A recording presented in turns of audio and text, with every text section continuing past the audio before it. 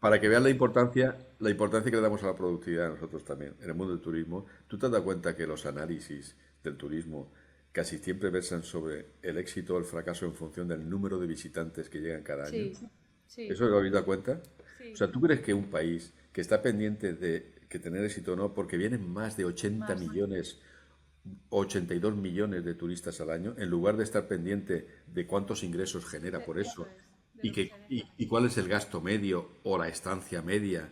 Entonces, el INE publica sistemáticamente en su encuesta turística este tipo de datos, pero para conseguir gasto medio diario, si son españoles o son internacionales, etcétera, no creas tú que a mí me ha costado tiempo, ¿eh? A mí, ¿eh?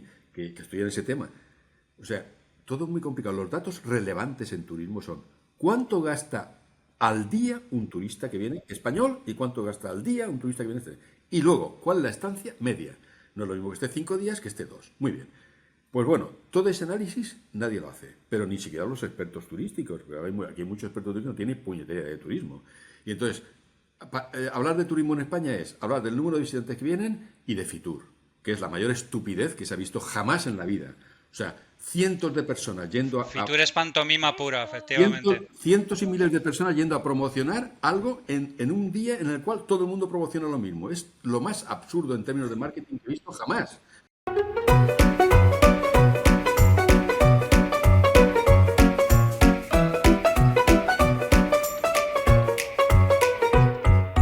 La Ingobernable, un podcast sobre marca España. Bueno, pues estamos. Voy a ir directo al grano porque ya llevamos aquí un rato hablando en la previa de don Javier González Recuenco. ¿Cómo de español te sientes hoy? Pues hoy estamos alto, alto. Juanito Valderrama, Manolo Caracol, ahí anda. Va a haber que hacer una referencia. Cada programa que tengamos te voy a preguntar cómo de español te sientes hoy y en cada uno creo que vamos a ir tocando un palo del espectro cultural español, españolísimo. O sea, no va a Perfecto. fallar. Bueno, pues a ver, llegamos al episodio 2, seguimos en la fase de briefing, hemos hecho como una estructura para hablar de la marca España en la que ahora estamos recopilando información un poco de forma exploratoria. En el anterior episodio hablamos con María Blanco y Luis Mibarral sobre la historia de España, hablamos mucho y muy bien, yo creo que quedó un episodio fino, o sea, muy potente, con muchísimas ideas. Y en este segundo episodio, digamos, vamos a hablar de responder a dos preguntas que aparentemente son también sencillitas, pero que tienen su enjundia, que son, pues, ¿qué hacemos y qué vendemos? ¿Vale? Eh, y para eso tenemos a dos invitados que voy a hacer ya la estructura, porque he pensado, digo, ¿cómo planteamos el programa? Eso, aplaude, Javi, haz algo. Es que, claro, en nada que ganar, por ejemplo, hacéis la escaleta esa. Aquí no tenemos escaleta de momento. Hay que buscar algo, habrá que ir buscando algo. Pero bueno, presento a los dos invitados que tenemos hoy, que una es Cris Carrascosa. Cris, a ver, espérate que tengo apuntado. Cris Carrascosa, Cris guión bajo en Twitter, ¿vale? Es abogada y CEO de ATH21, una firma especializada en tecnología, criptoactivos y en esquivar a inspectores de Hacienda. Y además tiene un podcast junto a Javi y Jaime Rodríguez de Santiago. Nada que ganar, en el que también os dedicáis a hacer amigos. O sea que vosotros dos ya os conocéis por esa parte, entonces están las presentaciones hechas. Perfecto. Y del otro lado traemos a Andrés García Reche, Andrés G. Reche en Twitter, que es economista y fue, además de profesor de Economía Aplicada en la Universidad de Valencia, consejero de Industria, Comercio y Turismo de la Generalitat Valenciana del 93, del 89 al 93, si no me equivoco. Y tiene un libro que también nos viene al pelo, llamado ¿Qué hacer con el modelo productivo? Guía básica para gobernantes audaces. Le puedo tirar la primera a Javi con dos pelotitas. Una es, a Javi le gusta mucho el término audaz, Sí, todos los que lo escuchen lo conocerán. sí. Y aparte sí que me gustaría que introdujera un poco el tema de a lo que venimos, digamos, y de qué es, qué hacemos y qué vendemos, y hasta cierto punto lo que vamos a hablar luego con Andrés y Cris. Muy bien, fenomenal. Fortuna audentes iubat. O sea, la audacia es un tema, salvo que se abuse de ella, es algo absolutamente maravilloso. Bueno, pues si vamos a hablar del modelo productivo de España, vamos a encontrarnos normalmente con dos escenarios. El primer escenario, que es el más común, es aquello en el que estamos llorando todo el día de que somos un país de sol y playa, somos un país de camareros, somos un país que lo único que sabemos hacer es una serie de cosas de bajo modelo productivo, que tenemos que cambiar los modelos productivos, llevamos 40 años con esta insorgada. Luego, está la gente como yo que se conoce bien los polígonos, se conoce bien las empresas de España y se lleva pateando toda España desde hace un montón de tiempo y se da cuenta de que tenemos unos empresones absolutamente locos en los sitios más inauditos que os podéis imaginar, porque hay gente con un talento completamente excepcional repartido por toda España. Y sin embargo, nadie nos ponemos de acuerdo sobre realmente a qué nos dedicamos, porque tengo la sensación de que somos un país extremadamente talentoso en un montón de cosas, somos capaces de competir prácticamente en casi cualquier cosa que tenga que ver con talento, ya tenemos menos competitividad en cosas que tengan que ver con industria, en temas que tengan que ver con capitales. Nuestro rollo católico nos suele pesar bastante para hablar de estas cosas groseras y este tipo de historias, y para eso los luteranos lo bordan. Y en regla general, yo creo que hay un montón de desconocimiento, un montón de lugares comunes, y a mí me gustaría que reflexionáramos un poquito sobre realmente qué, por ejemplo, en qué contribuye el PIB, al PIB español un montón de industrias que prácticamente la inmensa mayoría de la gente no sabe que somos potencias, como maquinaria industrial, por ejemplo, y tenemos un fortísimo componente de maquinaria de automóvil, y tenemos un montón de cosas para las que somos bastante desconocidos. Entonces, a mí me gustaría un poco tener un poco vuestra idea como empresarios o como personas que han estado pulsando un poco el tejido productivo de España, realmente a qué nos dedicamos de verdad, a qué somos realmente buenos y en qué realmente nunca hemos podido competir. ¿Cuál es vuestra percepción al respecto? ¿Cuál es la primera cosa que os viene a la cabeza cuando hablamos de sistema productivo en España? No sé, Andrés, si quieres hablar tú primero como persona que ha estado metida de hoz y coce en el asunto. A ver, yo no, vamos a ver, yo lo que sí que me gustaría a lo mejor clarificar un poco es el tema del aspecto general y el aspecto concreto. Vamos a ver, los modelos productivos, o sea, la forma, qué hago bien o qué hago mejor que los demás, etcétera, es un tema que al final acaba siendo muy territorial. O sea, por ejemplo, España no tiene, no se puede decir en realidad de manera real que España tiene un modelo productivo. Luego veréis que yo doy una explicación, pero en términos generales es muy difícil. Sin embargo, sí que se puede decir que el País Vasco tiene un modelo productivo, que Cataluña tiene un modelo productivo, que la Comunidad Valenciana tiene un modelo productivo, en cierta medida, ¿no? ¿Por qué? Pues porque la forma de, es decir, la economía al final se regionaliza siempre, se territorializa. Entonces, generalizar es muy difícil. Por ejemplo, si yo quisiera resumir el modelo productivo español, sin entrar en más, digamos, letra pequeña, yo diría solo una cifra, diría 60.000 euros.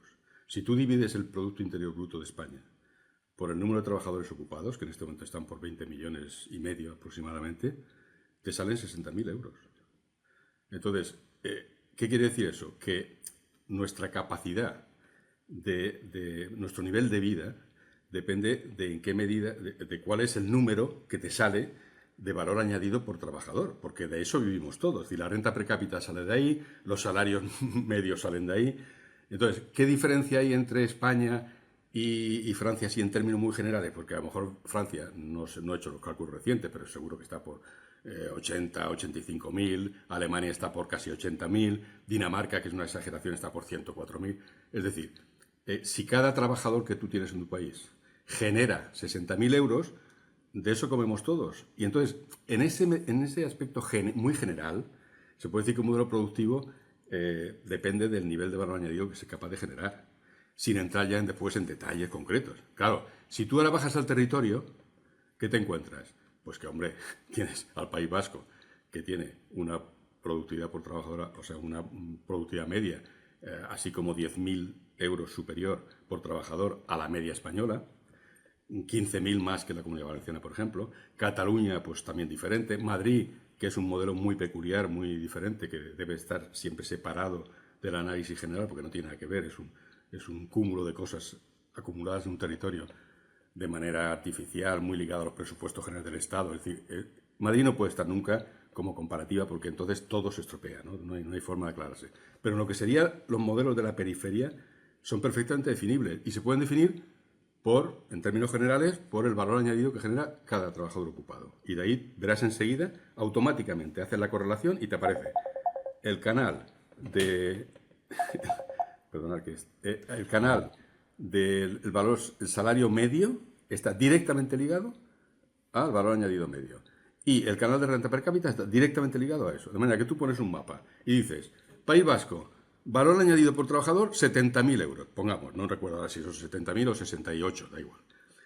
Inmediatamente verás que el salario medio está también 6.000 o 7.000 euros por encima de la media española y que la renta per cápita es 6.000 o 7.000 euros mayor que la renta per cápita media española. Punto.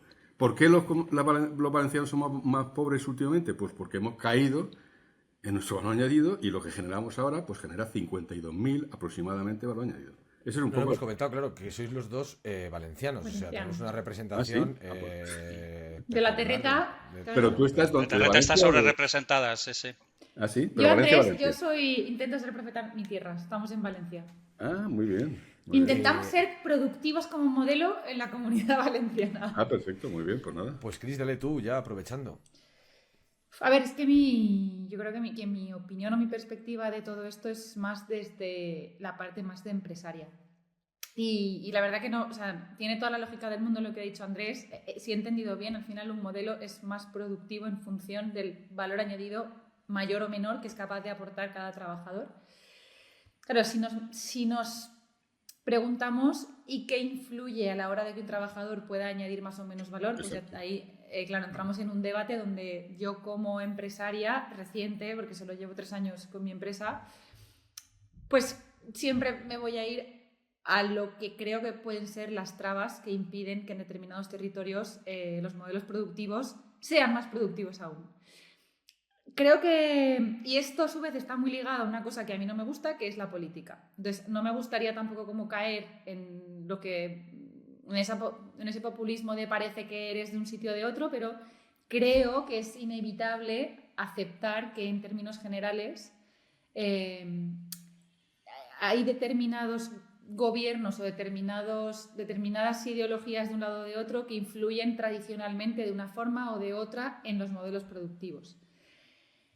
Sin entrar a valorar si eso está mejor o peor, ¿eh? Entonces yo como empresaria, al menos en mi empresa, si hago esa especie de ratio que ha hecho Andrés, a mí me sale, o sea, somos bastante productivos, somos muy productivos. Pero claro, es que nosotros tenemos un modelo de negocio, te diría que distinto, pero que es muy replicable en otros despachos de abogados, porque no consumimos mucho capital. Solamente tenemos gasto en salarios. Tenemos unas oficinas que yo me encargué de intentar negociar y pagamos muy poquito. Y al final vivimos con un portátil, señal de wifi, un sitio donde sentarnos y poco más.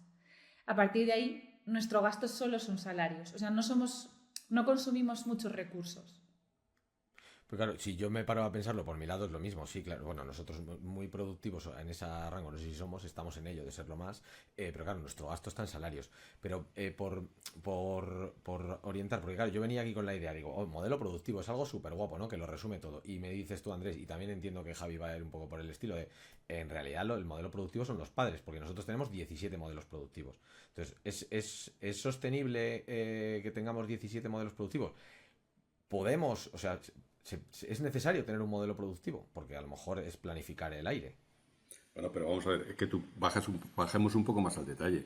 Es que un modelo productivo puede definirse perfectamente. Vamos a ver, tú coges un territorio. Lo que yo quería decir es que hay que ir a territorios, no a cosas muy generales, porque entonces nos perdemos. Estados Unidos no está desarrollado, como sabéis. Están ciertas zonas de Estados Unidos, como cualquier país del mundo. O sea, Italia está desarrollada al norte, no al sur. Es decir, no el centro de Estados Unidos es un vacío cósmico. Exacto, muy bien, por eso. Entonces, ¿qué ocurre? ¿Tú cómo puedes definir un modelo productivo? Muy sencillo. ¿Qué es lo que usted produce en su territorio? O sea, ¿en qué está especializado? O sea, coge su PIB y dice, a ver, maquinaria para herramienta, 5%. Turismo, 8%, construcción, bueno, y decir, estás especializado en una serie de sectores. Muy bien. Esa es una forma, primer elemento que define un modelo productivo. Hay comunidades autónomas, hay territorios, hay países, da igual, que tienen un peso mayor de ciertos sectores productivos que de otros. Bueno, pues es una especialización. No me preguntéis cuál es el origen, eso ya lo escribió Paul Krugman en su Geografía Económica y lo explicó. No hay forma de saber por qué empieza nada en ningún sitio. Empieza... Puede ser azar, puede ser geoestrategia, puede ser clima, exacto, puede ser muchísimas cosas. Cualquier cosa, o lo contrario. O sea, por ejemplo, Argentina los argentinos no hacen más que... es que ¿cómo es que Argentina, un país tan rico, está tan mal? Bueno, está tan mal porque no es un país rico, porque para ser un país rico, sobre todo, digamos, más allá del siglo XIX, un país rico es aquel que produce cosas que la gente quiere. Punto. Y final. O sea, que tenga usted mucho petróleo, tenga muchos recursos naturales, tenga usted mucha agricultura, o sea, muy bien, muy interesante, pero no es lo que define un país rico en los parámetros que estamos acostumbrados, ¿eh? Luego ya hay otros temas colaterales, ¿no? Bueno, quería decir, primer elemento, ¿en qué está especializado? Bueno, esa es una forma. Segundo, en lo que está especializado, ¿cómo lo hace? Por ejemplo, ¿por qué los muebles que fabricamos en la Comunidad Valenciana, o los juguetes, o lo que quiera, cualquier manufactura, está muy por debajo que el equivalente francés? ¿Por qué el valor añadido por trabajador del mismo producto, del mismo sector, en Francia está un 30 o un 40% por encima? Bueno, si eso es así, eso quiere decir que dentro de un mismo sector, el cómo se hace, o sea, la tecnología que utiliza, la innovación, la organización, todos esos factores adicionales, cuenta. Y por tanto, si tú produces zapatos, pero los produces al modo italiano, pues tienes un valor añadido muy elevado. Si los produces al modelo chino, tienes 7 euros por zapato. Es así de sencillo. Entonces, ¿qué está especializado? 2. En lo que estás especializado, ¿cómo lo haces?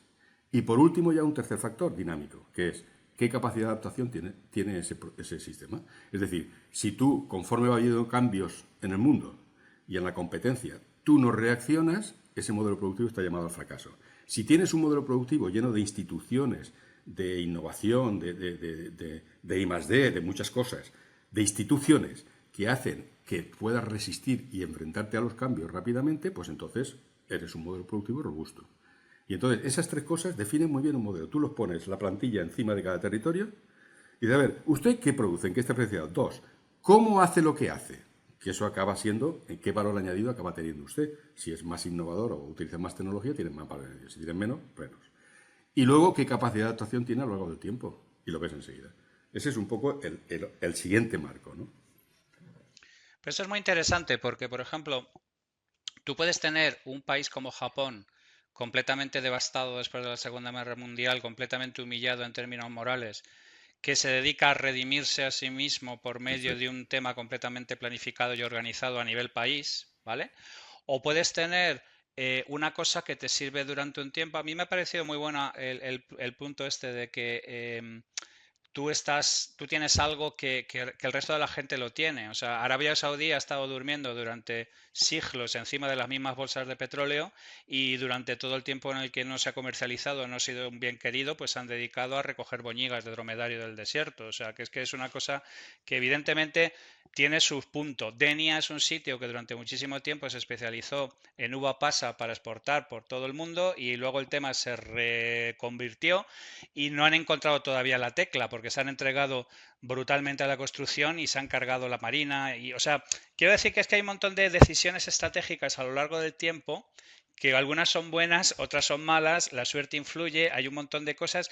¿Quién debería ser el responsable de una planificación y de una, digamos, articulación? Porque yo estoy de acuerdo, un cierto nivel de estrategia se puede implantar. Y mira que yo hablo todos los días de que estamos en máximos de incertidumbre, que los presupuestos anuales hacer presupuestos a un año vista es un cachondeo, que ahora mismo 3 años es una era geológica y este tipo de cosas. Pero digamos que de alguna manera, ¿quiénes son los vehículos en los que son efectivos una planificación diciendo vamos a concentrarnos en esto? Porque Japón no tenía ninguna tradición en electrónica, ni ninguna tradición en electrónica y consumo, ni nada por el estilo. Digamos que de algún modo hay alguien que traza una estrategia que determina que una determinada zona se dedica a un tema adecuado. Perdone, ¿Desde dónde Javier, se debería producir eso? Perdone, ¿y cuántos recursos naturales tiene Japón? Ninguno, es una isla, está perdido, no tiene más que Enumerarlos. pescado. Está Enumerarlos. hecho polvo, no tiene minerales, no tiene nada, absolutamente. O sea, era No una. tiene ni terreno de cultivo, ni siquiera Eso es para correcto. Ni sitio de donde sacarlo, ni nada por el estilo. Además, ha tenido varias iniciativas expansionistas que les ha hecho ganarse un montón de amigos por la zona. O sea, quiero decir que es que lo tenían absolutamente todo para decir, este país no levanta la cabeza en su vida. O Alemania, Dresde, por ejemplo, que Dresde la dejan como un pañuelo. O sea, quiero decir, el edificio más alto de Dresde eran 15 centímetros. Quiero decir que de alguna manera sí creo en la planificación estratégica con respecto al modelo productivo. Lo que es muy difícil es que la gente lo adopte y que todo el mundo se ponga en fila a empujar en una dirección concreta. No sé cómo lo veis vosotros. Yo aquí voy a poner otro ejemplo que vosotros no habéis mencionado, que a mí siempre me ha fascinado bastante porque es otro modelo productivo, posiblemente de territorios que no tienen nada que producir por falta de recursos, porque son territorios muy pequeños o porque por lo que sea no han encontrado aún la tecla. Que son esos territorios que se convierten en paraísos fiscales o hubs tecnológicos donde básicamente a lo que se dedican es a traer mucho capital, si puede ser sin traslado físico de gente, básicamente como modelo productivo, ¿no? Y de esos hay varios. Entonces, a mí si miráis un poco la historia de este tipo de territorios, como modelo productivo, o sea, no sé si producen, pero desde luego facturan y son territorios que tienen unos ingresos altísimos en las arcas de sus respectivos estados.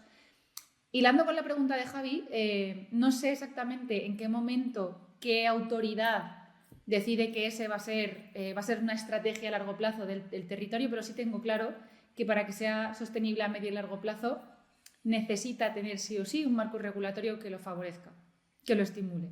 Claro. Porque además lo contrario lo mata. Entonces, No, y que los demás lo permitan, No solamente ellos un marco regulatorio, que los demás lo aprovechen. Claro. Exacto. ¿Los demás te refieres a? Hombre, los que ponen dinero, digo yo. A los ciudadanos normalmente. Claro, los que ponen dinero, los paraísos fiscales son los que hacen posible que existan los paraísos fiscales. O sea, aunque hay mucha regulación, y yo soy paraíso fiscal, pero si no llevas ahí el dinero, o sea, los paraísos fiscales les interesa a los que ponen el dinero allí también. Es lo mismo del petróleo. Claro. Pero, por orientar un poco, a lo mejor, el modelo productivo que tengamos, esos 17 modelos, o sea, división por zonas, que en el anterior episodio lo hablábamos, ¿no? O no sé si os lo oí en Heavy Mental, que decíais, pues te toca ser el solar de Europa, porque tienes sol. Y esto va a ser un espejo. España va a quedar como un espejo de placas solares. Bueno, pero alguien lo ha decidido y es el rol que nos toca. Venga, vamos a jugar a eso, o al menos que haya un plan. La situación actual, ¿de dónde viene? Quiero decir, el modelo, esos modelos que tenemos establecidos a nivel nacional, ¿se deciden en algún momento? ¿Se van implementando poco a poco dependiendo de la zona, como dice Javi, de forma hasta cierto punto espontánea? ¿Y cómo la regulación ayuda a eso? No, son un conjunto de cosas. Son espontáneos en cierta medida, en casi mucha medida, pero en otras veces también no son espontáneos, son creados artificialmente. El caso de Madrid, por ejemplo, el convertir la capitalidad de un estado, bueno, de Madrid o de cualquier capital, quiero decir, el convertir en capital algo hace que automáticamente empiece a haber un efecto de economías de aglomeración y de clúster potentísimo, que si no tomas esa decisión y no lo aceptas, pues no existe. O sea, esas capitales no serían nada. Madrid no existía, era un poblacho manchego que casualmente estaba a medio camino entre todos los territorios del reino.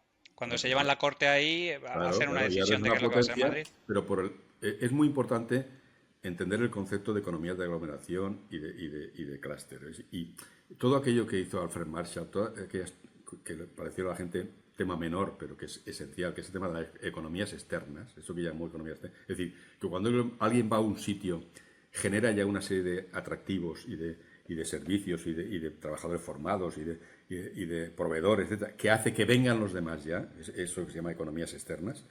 Pues es lo que explica que una vez que llega una actividad económica, por cualquier causa, que no lo sabemos, a un lugar, empieza a haber un efecto aglomeración, ¿no? Y esas economías de aglomeración y clúster son los que van fortaleciendo el tejido productivo. Que si no viene alguien al principio, no hay manera, ¿eh?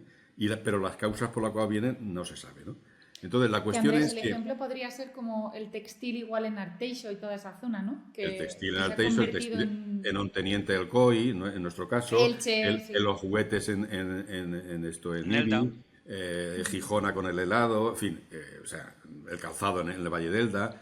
Es decir, que hay un efecto de acumulación necesario que ocurre en los territorios cuando aparecen las primeras actividades. A veces no, pero en general así ocurre, ¿no? Entonces, lo que quiero decir con esto es que el proceso por el cual nadie toma decisiones muchas veces, pero sí que es verdad que si no hay después del inicio del desarrollo de esas actividades, la política pública sí que puede tomar decisiones que puedan fortalecer o complicarle la vida a la gente. Por ejemplo, el ejemplo nuestro de los años 80 y 90, donde yo estaba entonces, cuando era conseller, ¿te acuerdas? Que cuando se creó el Instituto de la Pequeña y Mediana Empresa y los institutos tecnológicos sectoriales, claro, venía muy bien porque era mucha pequeña empresa de calzado, mucha pequeña empresa de juguete, mucha pequeña empresa de textil, mucha pequeña empresa de alimentación, etcétera, que con centros tecnológicos que concentraran allí la posibilidad de hacer ensayos de laboratorio, calidad, normas técnicas, etcétera, pues claro, eso era esencial porque ninguno de ellos por separado, ninguna empresa por separado podía haber tenido ellos mismos un laboratorio de ensayos. Imaginaros una empresa de calzado de 10 trabajadores o del textil, de un teniente de 15, que ¿cómo va a testar las normas técnicas internacionales, la calidad del producto, los ensayos que tienen que hacer mecánicos o químicos? Es decir, todo eso, la red de institutos lo solucionó. Si no hubiera habido esa política, pues como podéis comprender, nuestra empresa se hubiera destruido. Porque el modelo gallego fue muy diferente. El modelo gallego entró a finales de los 90, se produjo, los que habéis estudiado algo de marketing, veréis que es un caso anómalo de lo que Porter estudió en su día, ¿no? Que decía liderazgo en costes, diferenciación de productos. No, aquí hay, cuando llegó Zara, por así decirlo, es decir, cuando llegó Inditex y cuando llegó Mercadona, en cierta medida también, lo que llegó fue un modo nuevo de entender la competitividad empresarial, es decir, integrar toda la cadena del valor. Hasta entonces había industrias que tenían elevada productividad, tipo automóvil, etcétera, que generaban, en base al Fordismo de toda la vida, generaban grandes empresas y grandes productividades, o sea, permitieron un gran consumo de masas, ¿no? Pero claro, lo que vino a finales de los 90 fue otra cosa que se llamó zaraísmo, por decirlo de alguna manera, es decir, donde lo que importa ya no es la industria solo, sino que es la industria más la comercialización, más los proveedores ligados a la industria de la comercialización. Entonces, toda la cadena de valor se integra y aparece una nueva forma de competir. Ahí es cuando, por ejemplo, los valencianos perdieron la mano. No reaccionó bien ni ante IKEA. En textil, porque sí. en retail, Mercadona sí logró hacer solo la transformación. Mercadona y Porcelanosa. Pero la del mueble también perdió. Porcelanosa en parte. Eso es. Y en el sur, Picolinos en calzado en parte también, que también creó su propia red de distribución y empezó a integrarse. Pero salvo esas tres, nosotros perdimos. Podríamos haber hecho IKEAs, nosotros podríamos haber hecho IKEAs e Inditex. Éramos potentes. En textil confección éramos número 1 en España. Y en el caso de calzado, nada que deciros, ¿no? Y sin embargo, no fuimos capaces de hacerlo porque llegó otra innovación organizativa que nosotros no pudimos hacer. O no quisimos. En ese momento, digamos, de explosión que comentabas antes, o de explosión, o de que se estaban juntando determinados puntos que hicieron que todo fuera hacia un lugar, para un lado bien, para otros mal, obviamente nunca se puede acertar en todo, solo faltaba. Tiene que ver con la regulación, que lo comentabas tú antes, bueno, tiene que ver, seguro, pero comentabas tú antes, Chris, un entorno que favorezca. ¿Estamos ahora en un momento como de contracción, después de esa expansión que nos ha dado, pues sí, un Mercadona, un Zara? ¿Estamos ahora en un momento de constricción o de contracción regulatoria? No sé. A ver, yo es que estoy bastante sesgada hacia el sector más tecnológico, que es el que conozco mejor, y te diría que lo que tenemos es una miopía regulatoria bastante importante en España, sin duda. Y te explico. Lo comentábamos en otro pod. Ya en general la sociedad española es poco tecnóloga en el sentido de entender qué pasa con las nuevas tecnologías y de esperar un poco a que te atropellen, ¿no? En vez de como cogerlas e investigar sobre ellas. A partir de ahí, yo creo que lo que pasa en España es que no nos estamos dando cuenta, y justo ayer yo me encontré al padre de un niño del cole de mi hijo que es inglés y que ha estado trabajando en Estados Unidos, y me decía, llevo viviendo 3 meses en Valencia y no puedo entender cómo España no aprovecha las condiciones que tiene para convertirse en un territorio que acoja a grandes compañías tecnológicas que están absolutamente encantadísimas de poder aterrizar en un país como este con sus equipos de trabajo, tal, no sé qué. Pero claro, ¿cuál es el problema? Pues el problema es que tú vienes a España y todos son problemas, empezando por la burocracia. La burocracia es matadora. O sea, en el sector tecnológico tú no puedes poner el nivel de burocracia que tienes, por ejemplo, ahora para sacarte un visado, pero te lo pongo peor, es que un visado de nómada digital, que es exactamente lo que deberíamos tener en este país a cascoporro, no solamente es que sea difícil, es que no se puede aplicar porque Hacienda tiene bloqueada esa decisión en base a una normativa que no se desarrolla. Y tienes ahí a la ley Beckham paralizada, los visados para nómadas digitales totalmente bloqueados y un país que tiene un clima cojonudo, comida cojonuda, precios razonables para gente que viene de fuera, que está acostumbrada a pagar cosas mucho más elevadas por vivir, condiciones de trabajo. Con el teletrabajo, tío, tú en este país podrías trabajar donde quisieras y vivir cojonudo, porque la calidad de vida es muy alta. Literal. Problema, que resulta que no te dan un visado de nómada digital, que está en la página web del ministerio, pero que luego lo vas a pedir y todos son problemas. Entonces, para mí la burocracia que hay en este país es muy salvaje para este sector tecnológico. Creo que hay una cosa que también estaría bien contar, que lo ha denunciado mucho Gómez Obregón, que es el tema de la digitalización. Las administraciones españolas no están digitalizadas. Y no solamente Yo no de están eso digitalizadas, luego es que oigo a son mucha un desastre. gente. Luego oigo a mucha gente diciendo que, claro, yo siempre digo, ¿en comparación con qué? Porque luego sí que hay mucha gente que dice, joder, podemos hacer muchísimos trámites a nivel digital. Pero bueno, perdona, es que es un tema curioso, porque el de la burocracia lo compro 100%. El asunto es que no sé si realmente hay un lugar del mundo en el que eso esté todo totalmente pulido, Pues por decirlo mira, de alguna manera. Estonia, por ejemplo. Claro. Cuando sacó su e-residency, te sacabas la residencia digital de nómada en 3 clics. Y por el lado de la regulación y de la burocracia que comentabas, Chris, no sé tú, Javi, también cómo lo ves, que tienes una experiencia, bueno, yo por lo que veo por mi lado, desde luego, y lo que comentaba Chris, pero somos mucho más burócratas que nuestro entorno. Yo tengo la sensación de que en general como que tenemos que darle de comer a una bestia enorme desde un punto de vista, ni siquiera es por el número de funcionarios, ni siquiera es por todo, es sencillamente como que no entendemos lo complicado que es atraer inversión, lo difícil que es poner piedras y cómo nos hemos convertido es lo que dice Chris, somos un sitio absolutamente privilegiado, somos geoestratégicamente privilegiados, geoestratégicamente posicionados en un nexo absoluto entre lo que es la parte de Europa y lo que es la parte, o sea, tenemos una posición absolutamente privilegiadísima y solamente determinadas gentes que tienen a lo mejor a alguien que ha asumido el asunto, porque Málaga se lo ha sacado el alcalde de las narices, ¿sabes lo que te quiero decir? No hay nada que diferencie Málaga, por ejemplo, de Almería o Almería de cualquier otro tipo de cosas. Entonces, yo no sé por qué tenemos este resquemor, por decir de alguna manera, a estimular este tipo de escenarios. Tenemos problemas con la gentrificación de las ciudades porque no nos gusta que venga la gente ni venga a las capitales.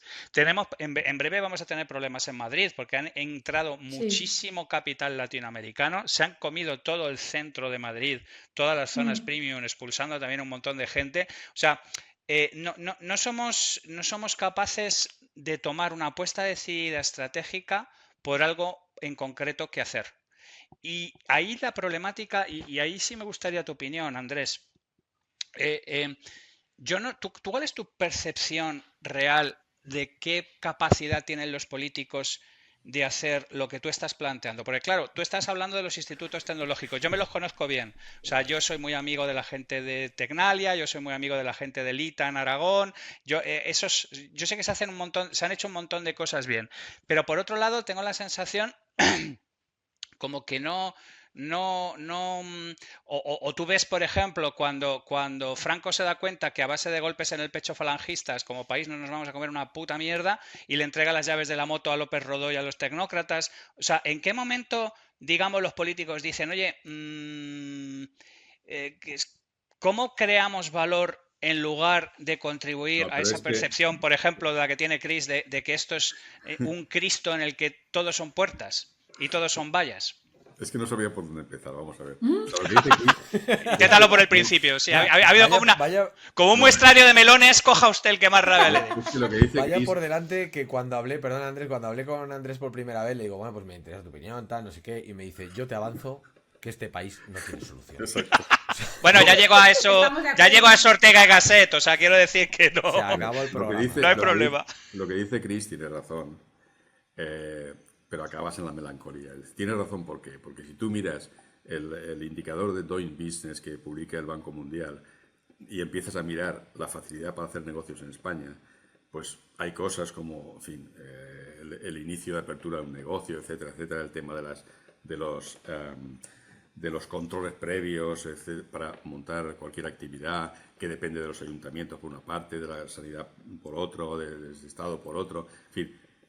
Y ahí te explica que estamos a un nivel muy bajo, es decir, que no hay solución. Hace muchos años que estamos a niveles muy bajos en facilidad para hacer negocios. Hay un problema de burocracia en España que nadie asume y nadie enfrenta porque no quieren, simplemente no quieren. Y sobre todo las tres administraciones no quieren afrontarlo, porque para resolver ese problema tendría que sentarse una tarde, no hace falta más tarde, es una tarde solo, el Estado central con las comunidades autónomas y con los ayuntamientos y tomar decisiones, pero no quieren hacerlo ninguna. Y hay muchos intereses detrás para que no se haga. Entonces yo, por ahí ya me lleva la melancolía. Entonces yo, en este país, que yo ya no, que es un país que yo no lo puedo soportar, ya he llegado a la conclusión que lo único que puedo hacer es lo que puedo hacer yo y que intento dar pasitos adelante. Cuando tú comentabas el tema de los años 80 y 90 de institutos tecnológicos, Javier, aquí se hizo en contra de toda la opinión publicada, de periódicos, de la oposición, que en aquel momento era el PP, etc.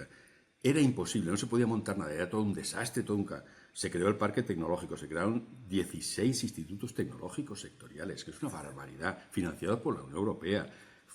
Se llenaron las playas de duchas y pasarelas, fue el ejemplo que luego se ha extrapolado a todo el resto de España. O sea, aquí se hizo un esfuerzo de modernización desde la política pública, pero yo duré hasta el 93. Yo estuve desde el 83, que era director general, pero luego en el 87 conseller, hasta el 93. En el 93 desaparecí. Y una vez que desaparecí, todo fue al contrario. Claro. Los institutos tecnológicos empezaron a disolverlo, a intentar disolverlo. No lo pudieron hacer porque había tantas empresas implicadas que ya no podían hacerlo, pero el INPIBA lo destrozaron.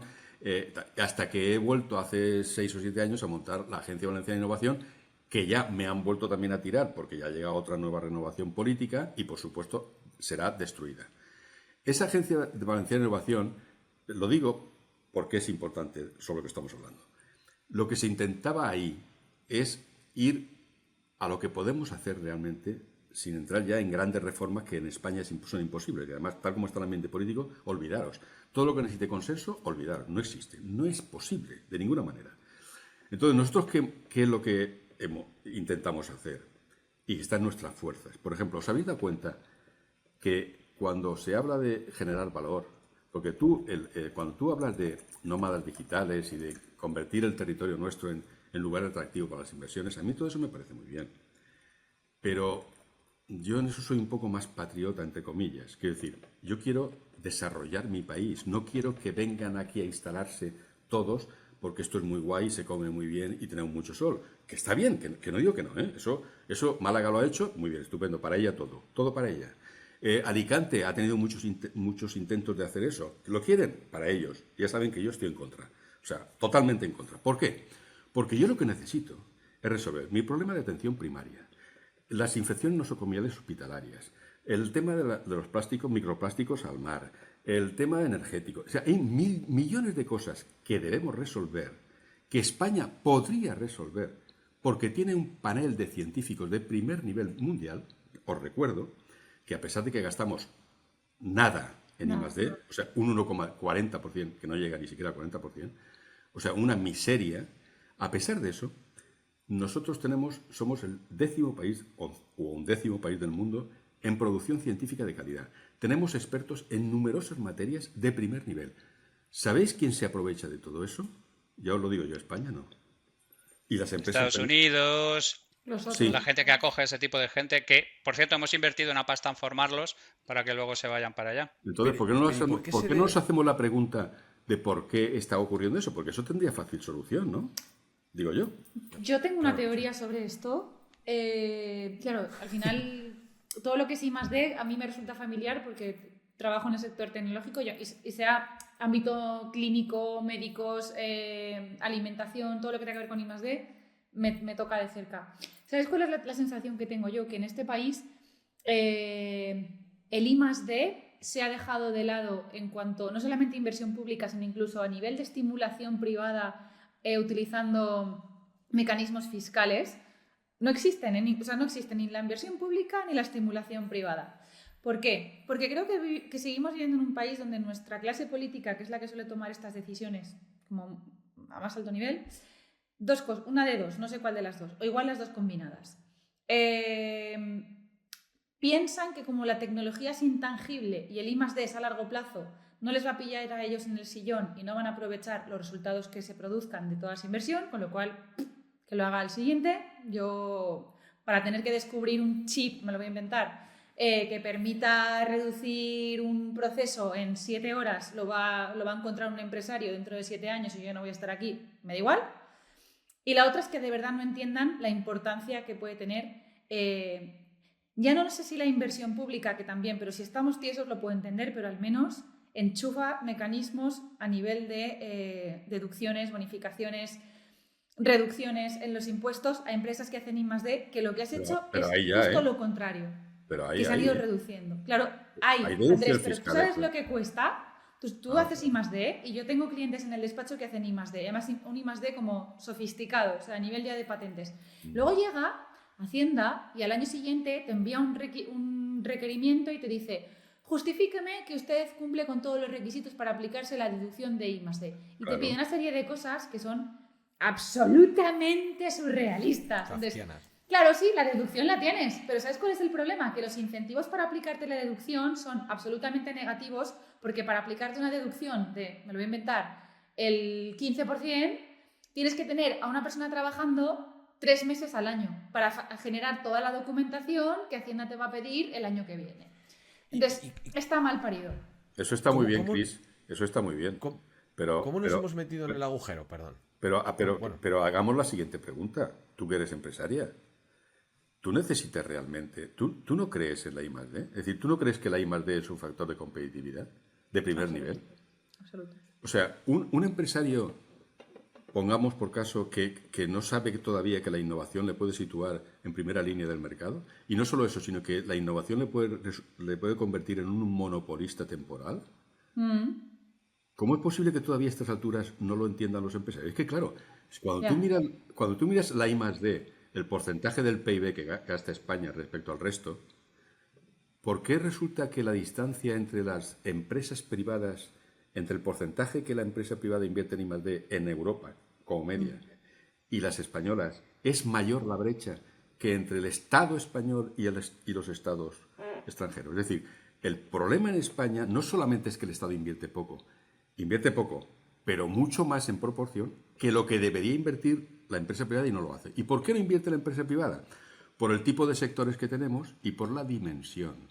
España tiene un problema serio de dimensión. Es decir, nuestras empresas son pequeñas. Punto. Cuando se dice, ¿por qué son más competitivas las empresas Francia o Alemania? Pues mira el tamaño medio de las empresas. Mira cuántas empresas de más de 50 trabajadores tienen allí y cuántas tienes tú de más de 150. Y verás la diferencia.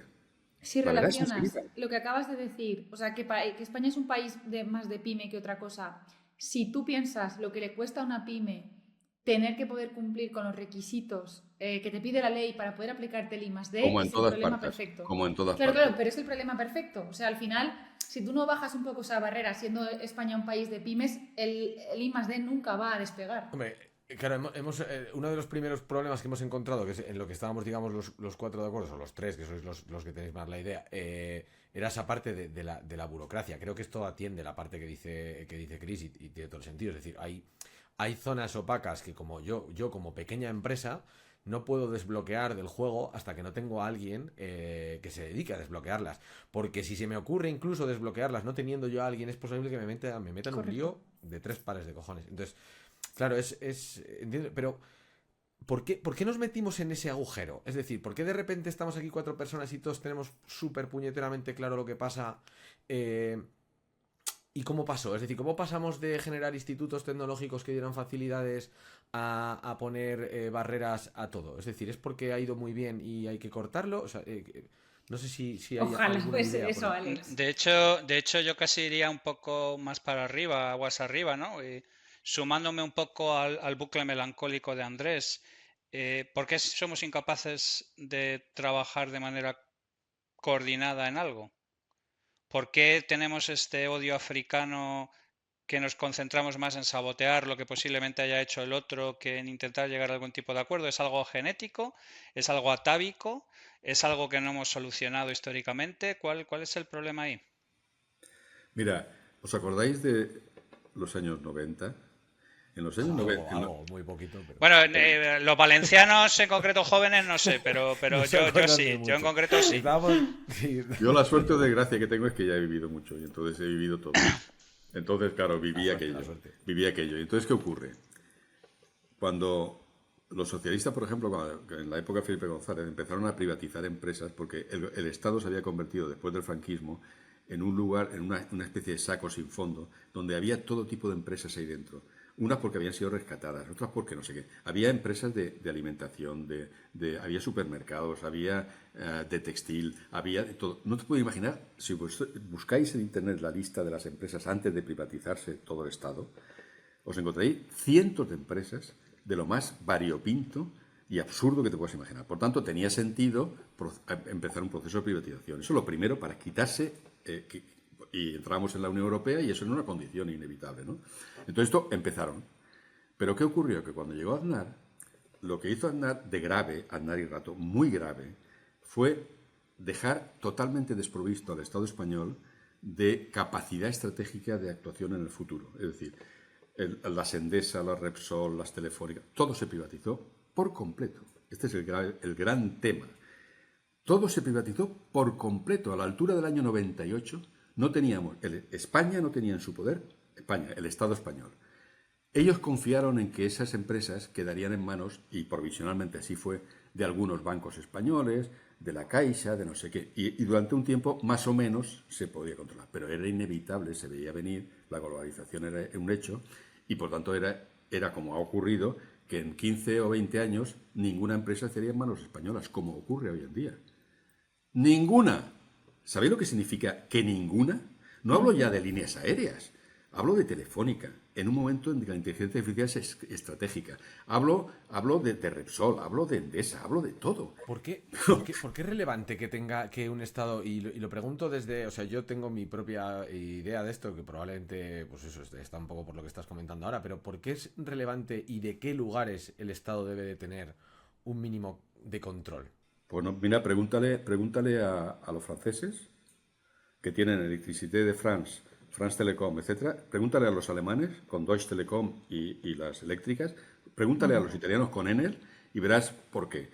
Porque en un momento en el cual hay una globalización, ya lo veis, y donde ahora la toma de decisiones, el tema de Arabia Saudí cuando entra en Telefónica, ¿por qué todo el mundo se echa las manos a la cabeza? ¿Qué pasa? No pasa nada, ¿no? Viene un nuevo socio. Pero es que ese nuevo socio es el Estado de Arabia Saudí. Hay que ser papanatas para quitar todo el Estado, venderlo todo al mejor postor, no quedarte ni siquiera con un paquete de control. Pero ¿qué hubiera pasado si se hubiera quedado con un 10% de Telefónica, con un 10% de Repsol, con un 10% de Endesa? No hubiera pasado nada, como pasa con Deutsche Telekom o con France. Es decir, eso era papanatismo vulgar. Entonces, si tú te quedas sin ningún control, sin tomar decisiones, cuando tú tengas serios problemas de energéticos o de medio ambiente o de lo que quieras y tienes que tomar decisiones, ¿con qué empresa lo haces? Yo no digo que controles el 100%, sin absoluto. Yo no estoy a favor de que se controle el 100%. Digo que al menos siéntate en el Consejo de Administración como Estado, Claro. como hacen los alemanes y los franceses. No seas tan tonto, que una cosa es ser liberal y otra cosa es ser tonto. Entonces, eso ahí fue uno de los principales problemas que tiene el modelo productivo español, que es que dejó de controlar todo. Todo es todo. Eléctricas, todo. Energía, lo que puedes imaginar, telefonía, etc. Ese es un primer problema. El segundo problema es que acordaron la segunda decisión que tomó el gran dúo Aznar-Rato, que es liberalizar todo el suelo patrio. Claro, liberalizar todo el suelo patrio significaba que la posibilidad de que la actividad constructiva empezara a ser el motor económico del país, pues se puso en marcha. No digo que fuera el responsable de la burbuja, que no es verdad, pero ayudó bastante, ¿eh? Ayudó bastante. Y eso quiere decir que, claro, vas tomando decisiones políticas y van configurando que el país va en una dirección determinada. ¿Tú crees que ahora nosotros podemos tener todas nuestras grandes empresas en manos extranjeras? Con intereses que muchas veces, si son europeos, bueno, aún vamos tirando. Pero ¿y si no son europeos? ¿Y si son USAs, o son Arabia Saudí, o son China? ¿Tú crees que se puede estar? Si mira lo que está montándose con TikTok en Estados Unidos. Es decir, no estamos ya... Es que la globalización era... No digo que fuera mentira, digo que la globalización tenía costes. Y ahora estamos viendo los costes de la globalización. Bueno, no sé si Javi o Chris queréis comentar algo, si no era por cambiar. Javi, está silenciado. Te Perdón, silencio. no, es que tenía el teléfono de mi hijo aquí dando por el culo. No, es que en este país solemos ir de las ultraliberalizaciones a que correos te lo gestiona un amigo del presidente y Correcto. pierda hasta la puta camisa. Es que nunca nos quedamos en el medio. Bueno, Entonces esto tenemos está bien. esta maravillosa pendularidad en las cuales vamos de un sitio a otro y nunca tenemos ni un sentido estratégico como país. Yo creo que esto conecta con una cosa, Andrés, y a mí me gustaría que tú, es que has estado más cerca. Yo tengo una tesis desde hace bastante tiempo, que es que se han perdido los hombres de Estado, o se están perdiendo los hombres de Estado. Cada vez es más complicado encontrar hombres de Estado. Y demócratas, y Y, demócratas, y y demócratas. como Demócratas. consecuencia de eso viene el auge de los arrebatacapas y de los desgarramantas, que es en la que estamos ahora mismo. Ahora estamos en la era Zuckerberg, McKinsey, Curro Jiménez. Entonces, el asunto es ¿por qué es tan complicado encontrar lo que Gomá llamaba la gente templada? ¿Sabes? La Ya. gente que, digamos, de alguna manera es capaz de entender que hay cosas buenas a ambos lados y que lo que tienes que encontrar es una especie de punto intermedio que tenga racional, en lugar de entregarnos a las pasiones más bajas y a dar por el culo al contrario. Es una cosa que a mí me ha fascinado siempre, el cainismo que tenemos en este Sí, país. a mí ni siquiera lo del tema de los ambos lados ya me da igual. Yo lo que quiero saber, lo que quiero hacer, o lo que quiero que nos ponemos de acuerdo en hacer cosas que sean verdad. O sea, que se puedan demostrar. Sí, que no sean Ya, pantomimas, sí, pero Andrés, efectivamente. Estamos estás en un pidiendo nivel mucho, ya ¿eh? El 10% del PIB, el 10% del PIB es pantomima, ya lo he dicho yo muchas veces. O Es sea, que Andrés, tú has empezado la frase con me gustaría que nos pusiéramos de acuerdo. Punto. No. Va Pista, a no. Va a tomar- pasar. Pero A escucha, partir de pero- ahí ya. No, pero porque también, porque hay muchos problemas, pero uno de ellos es la incapacidad de poder explicar las cosas, no sé, en horas de máxima audiencia, por así decirlo. Sí. Vamos a ver. Si tú sabes perfectamente que las fuentes de la riqueza están determinadas, todos sabéis qué es lo que genera el valor añadido y la riqueza. Lo sabemos todos. Por ejemplo, si una empresa es más grande, mejor que sea más pequeña. ¿Por qué? Porque tiene mayor productividad generalmente, en términos generales, ¿eh? Tamaño. Segundo tema, intensidad de capital. Si tienen mucho capital invertido, generalmente tienen más. Por ejemplo, una hidroeléctrica. Una hidroeléctrica tiene una enorme cantidad de capital. Claro, su productividad por trabajador ocupado son 350.000 euros. Comprendo, claro, que casi todos va a retribuir capital, como es lógico, pero que tiene una productividad muy por encima de la media española. Porque tiene mucho capital intensivo en trabajo. Muy bien, de acuerdo. Y tercer punto, la capacidad que tenga, el tipo de sector, si es de alto contenido tecnológico o no. Es decir, si tiene mucho contenido tecnológico, pues normalmente tiene una productividad mayor. Y por último, hay un tema simplemente de innovación. Es decir, cualquier actividad, del tipo que sea tradicional, no tradicional, etc. Si tú le metes conocimiento, eso genera un mayor valor añadido. Así, siempre. Entonces, si esas son las fuentes, lo que hay que preguntarse es ¿qué hay que hacer? ¿Qué resortes hay que mover desde la política pública o desde la privada para que eso, digamos, se incremente? Entonces, ese es el núcleo del problema. Si tú no tienes empresas de capital, si tú no tienes empresas intensivas en capital, pongo el ejemplo de la Comunidad Valenciana, no tenemos empresas intensivas en capital. Las que más se aproximan son las cerámicas. Las cerámicas son las que más intensidad de capital tienen por trabajador. Vale, de acuerdo. Pero no es ni de lejos una hidroeléctrica. Muy bien. Tenemos pocas empresas intensivas en capital. Tenemos pocas empresas grandes. Tenemos pocas empresas en sectores tecnológicamente avanzados. Casi todos estos sectores son más o menos tradicionales, por así decirlo. Que no quiere decir nada malo, digo, tradicionales. Bueno, si eso es así, uno podría decir, esto está acabado. No es verdad, porque como he dicho antes, mediante la innovación, mediante la incorporación de valor añadido a cualquier actividad, tú puedes hacer que su valor añadido crezca.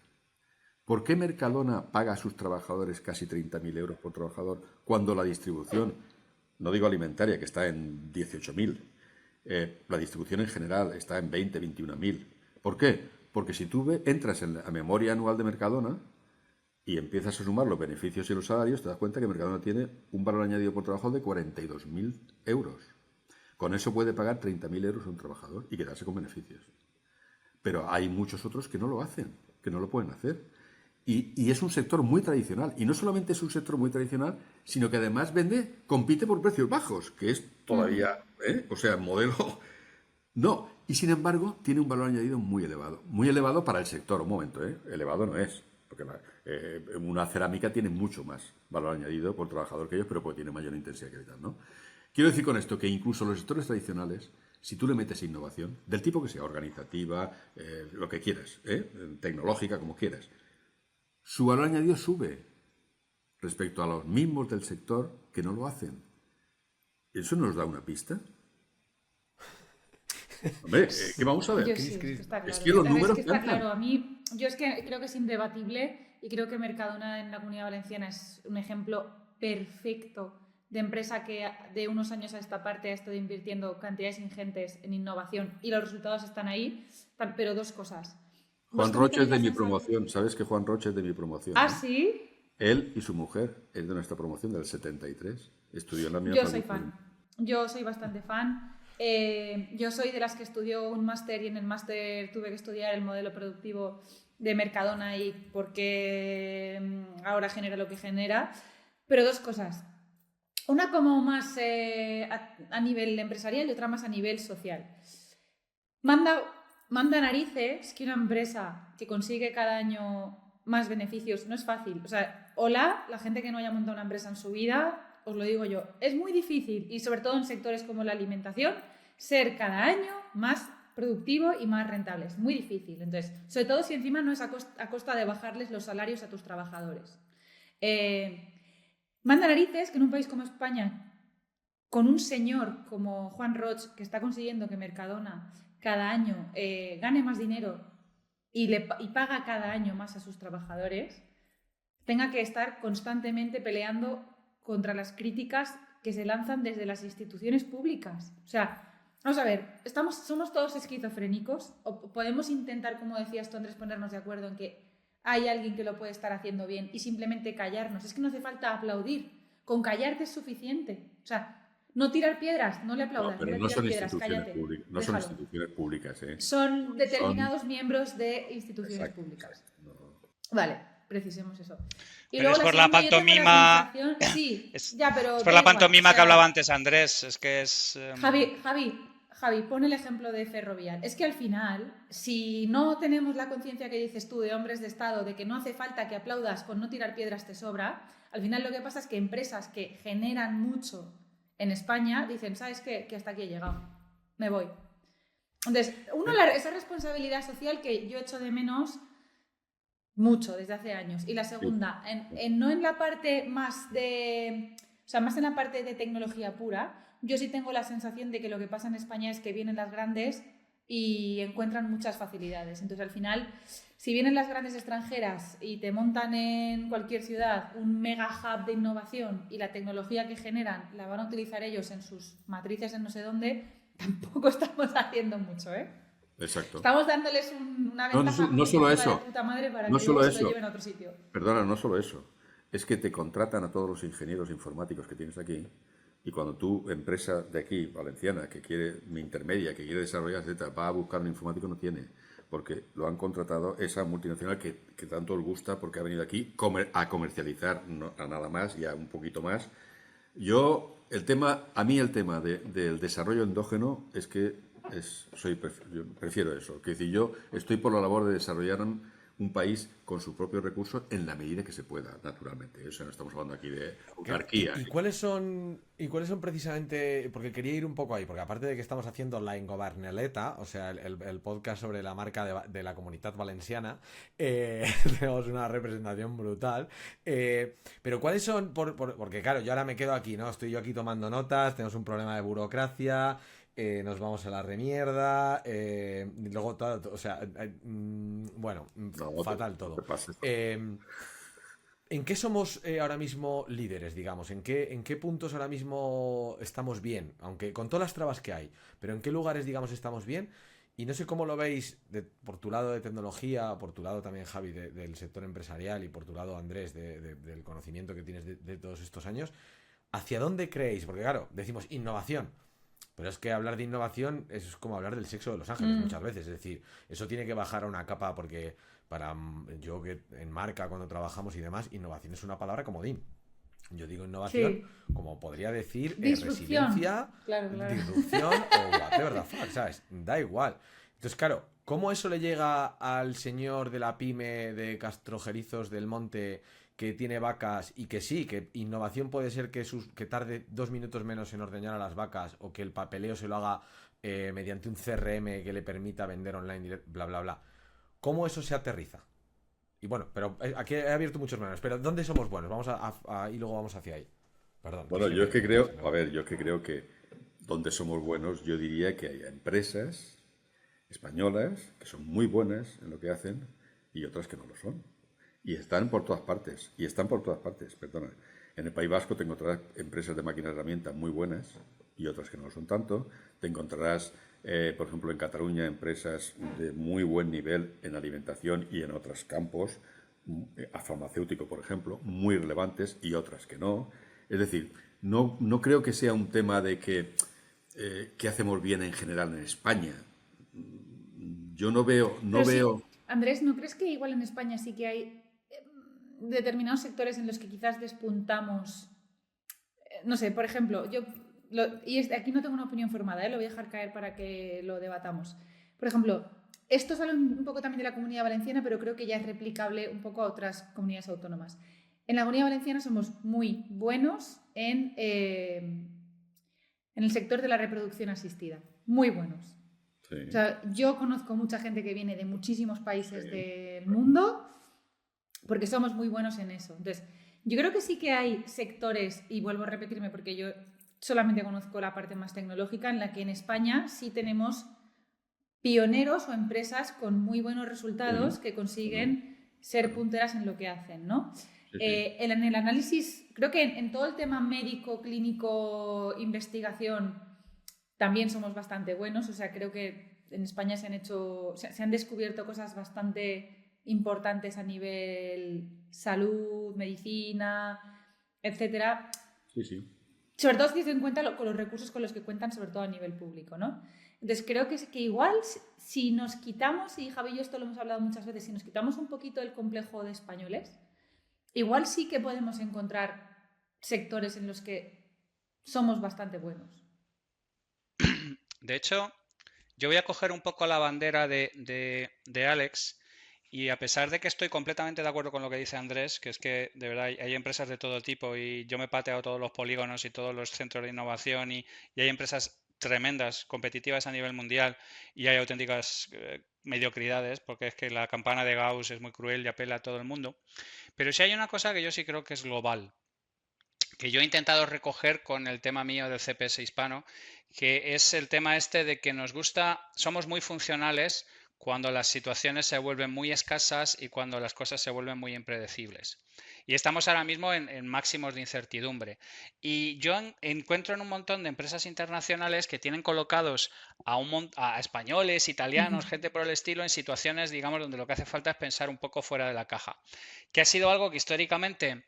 Pues venimos, lo que decía también Andrés, venimos del taylorismo duro, venimos del fordismo, venimos de una serie de cosas como muy luteranas y cada vez estamos entrando en un espacio donde nosotros tenemos un cableado mental que a lo mejor nos impide levantarnos temprano y a lo mejor nos impide acostarnos a las 6 de la tarde y a lo mejor nos impide comer raíces heladas y ser más productivos y luego rezar y conseguir la santificación a través del trabajo, porque no es exactamente lo nuestro. Pero que se nos da mejor, pues eso, remontar el Amazonas a golpe de piñón o tomar México con 1000 personas. O sea, yo creo que ahora mismo hay un mercado muy interesante para la gente que es capaz de ser funcional en entornos de incertidumbre. Y eso es aplicable a un montón de cosas. Eso es aplicable a un montón de industrias, eso es aplicable a un montón de zonas, pero es algo que históricamente, y ahí también el empresariado español tiene su parte de culpa, estamos en ese rollo de a usted no le pagan por inventar, a usted le pagan por ejecutar. Entonces, yo entiendo que es una especie de mala combinación Estado-empresario clasicote que ha impedido de alguna manera que emerja una cosa que a nosotros nos sale mejor de natural, que es ser funcional en entornos muy, muy inestables, muy de necesidad, muy de cosas por el estilo. O sea, si un alemán tuviera que funcionar bajo los parámetros en los que están funcionando en Argentina, que es prácticamente un estado Se fallido, muere. pues el tío Se colapsaba y se le muere. salían los sesos por las orejas, ¿sabes? Y montan Entonces, la Segunda Guerra Mundial. no, efectivamente. Entonces, lo que quiero decir es que yo personalmente creo que hay un hueco ahora mismo para una manera de pensar y un cableado nuestro muy específico que tiene que ver con eso, con pensar fuera de la caja y con ser funcional y bastante audaz en territorios muy, muy complicados. Pero estamos de alguna manera también anestesiados.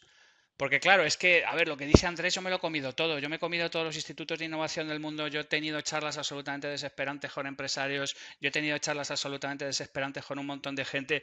Yo he tenido charlas con un montón de gente que no entiende la audacia y el riesgo como parte fundamental de cualquier iniciativa empresarial o de cualquier cosa y que además, insisto, la ventaja competitiva que tienes en un momento dado se te puede ir de entre las manos. Yo siempre hablo de que si alguno de vosotros quería ser rockstar, ya se acabó la ventana. Hubo 40 años y a tomar por saco, ya no se puede ser rockstar. Ahora puede ser ahora un piltrafas como Bad Bunny o cosas por el estilo, pero no, yo estoy hablando de rockstar como es debido.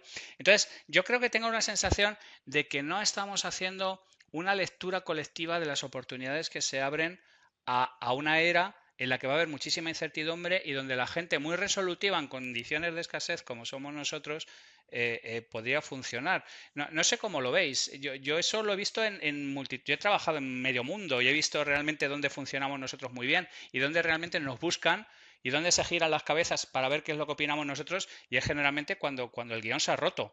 Cuando las condiciones se han roto, cuando esa globalización que decía Fukuyama, que se acababa al fin de los tiempos, que ya había ganado el capitalismo y que tomar todo por el culo, ha vuelto a sacudirse otra vez por completo, ahí es donde nosotros funcionamos muy bien. Y lo que no es cómo podemos capitalizarlo de manera sistémica. O sea, yo lo hago por mi humilde tema con el tema este del CPS hispano, que le voy a dar una chapa monstruosa, pero yo soy un mono, ¿sabes? Quiero decir, no hay una conciencia global, tengo esa sensación.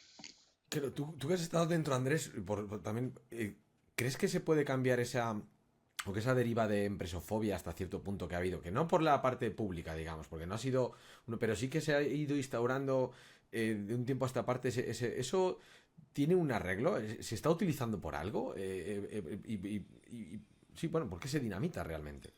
No, pero en presofobia dices no. Por ejemplo, yo durante el tiempo que estaba en el gobierno, antes, en los años 90 y ahora, por ejemplo, en estos últimos 6 años, vamos, el discurso mío empezaba siempre por poner el mapa este que os he comentado antes, el valor añadido de las empresas y decir, oiga, un país es lo que son sus empresas, en términos económicos hablando, quiero decir. Una región, para ser más claro, tiene el nivel de vida y de tal que sus empresas determinan. Es decir, si usted quiere saber cómo es económicamente una región, es muy sencillo.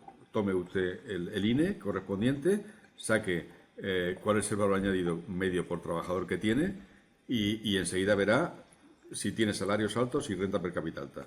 Es así de sencillo, o sea, no es tan complicado.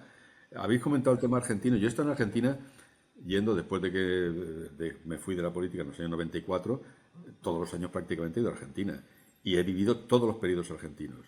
Bueno, Argentina es el caso típico, como os he dicho antes, de país que se cree rico y no hace nada por solucionarlo y está todo el día melancólico, porque están hablando siempre de deuda pública, de la moneda y de la inflación, y a nadie se le ocurre que hay que bajar a las provincias y empezar a trabajar con los empresarios de cada provincia y con los sectores a empezar a añadir valor, a ver de qué manera genera clúster.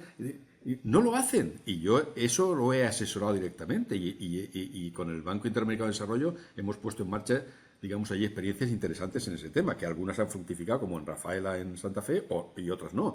Pero esa ausencia de institucionalidad, de política continuada para generar actividad económica propia, que es el problema que tiene Argentina. Si Argentina lo que tiene problema es que no produce nada interesante. Nadie quiere lo que produce Argentina, por mucho que se diga, ¿no? Pero ¿cómo habla? ¿Cómo habla? Sí, bueno, ¿cómo habla? ¿Cómo insulta? ¿Cómo insulta? Sobre todo, Fútbol, ¿cómo genera insulta? fútbol. Pero tienen enormes posibilidades. Si solamente tienen que Claro. trabajar en la dirección correcta. Pero es que España también, ¿eh?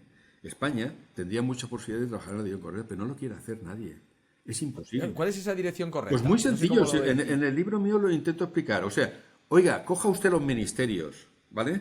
Coja todos los ministerios, industria, agricultura, ciencia, etcétera, cójalos todos, ponga en la presidencia del gobierno,